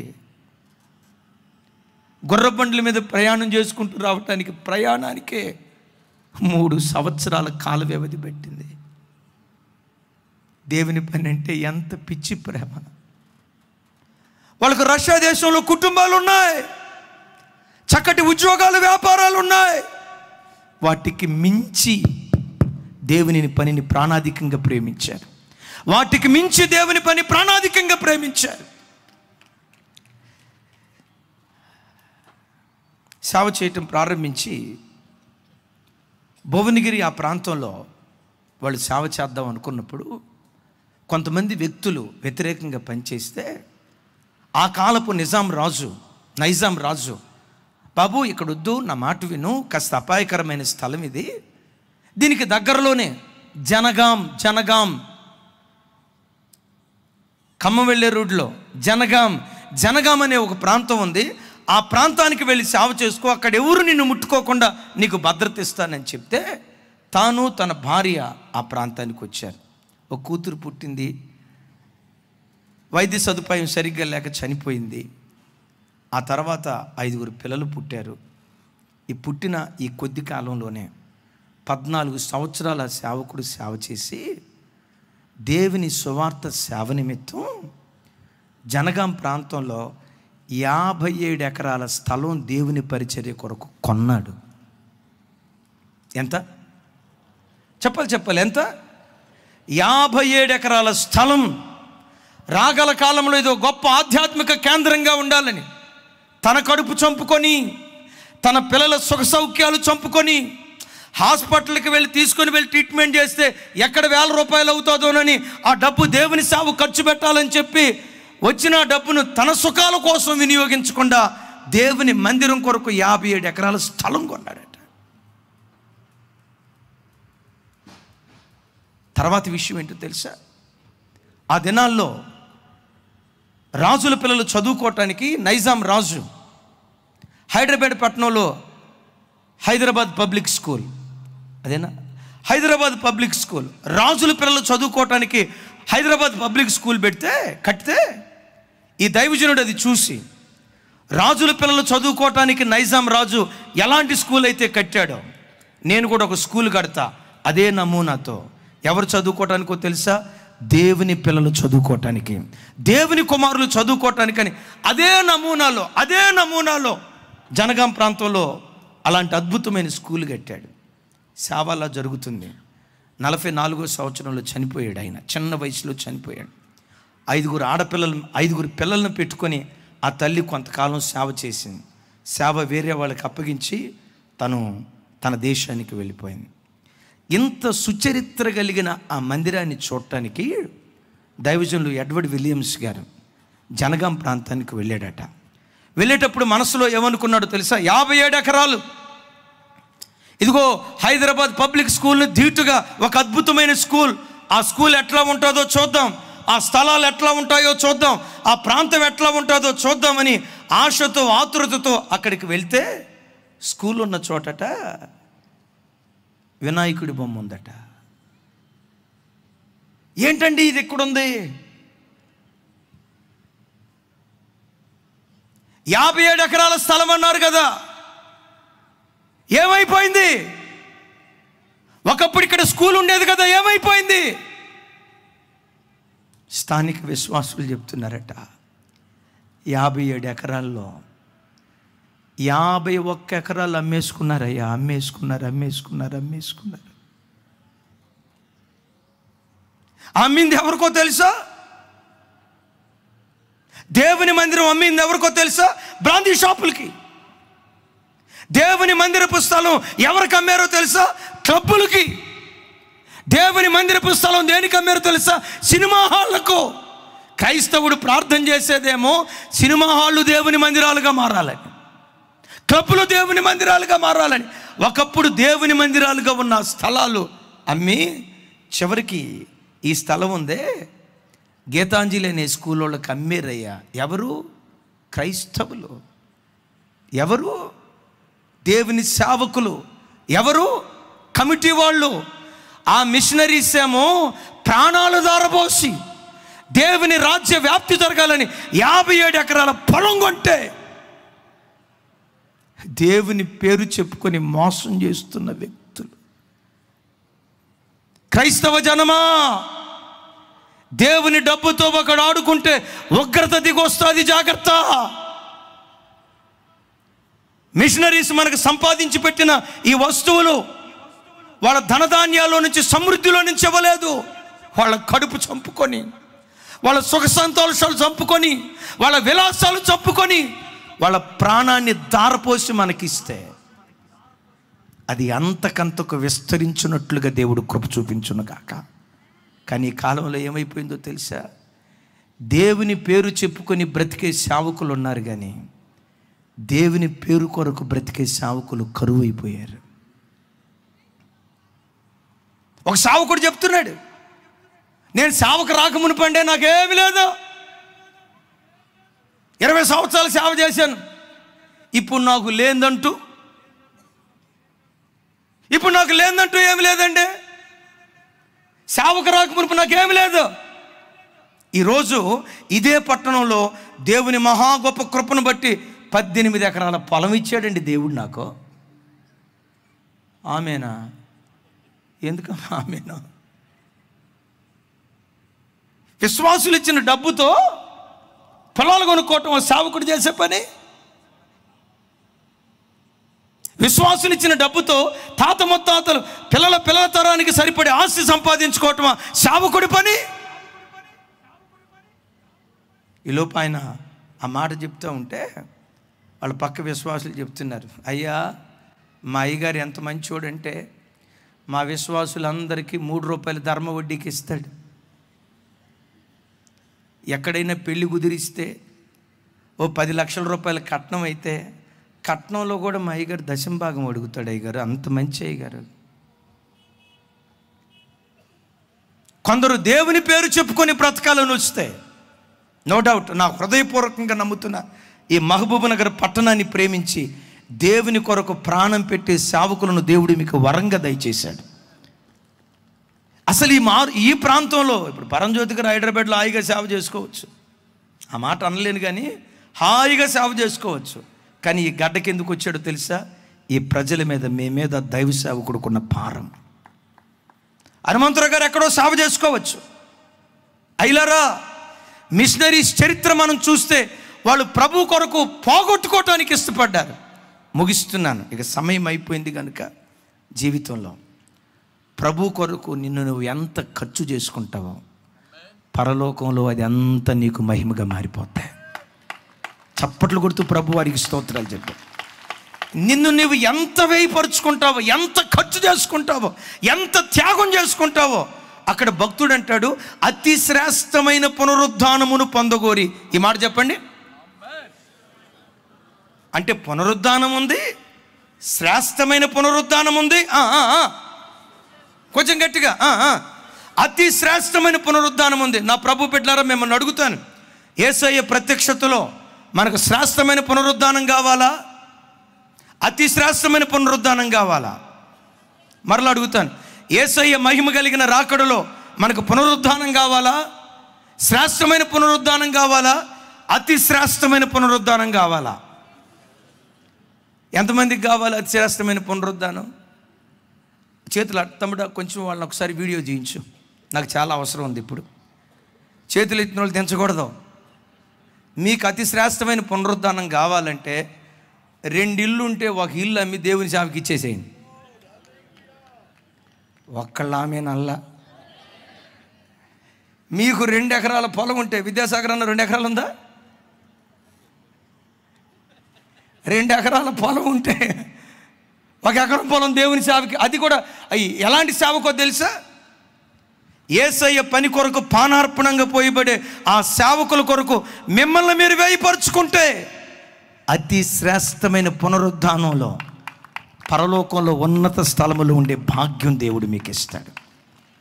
ఇంకా చాలా వర్తమానాలు యూట్యూబ్లో ఉన్నాయి, నేను ముగిస్తున్నాను.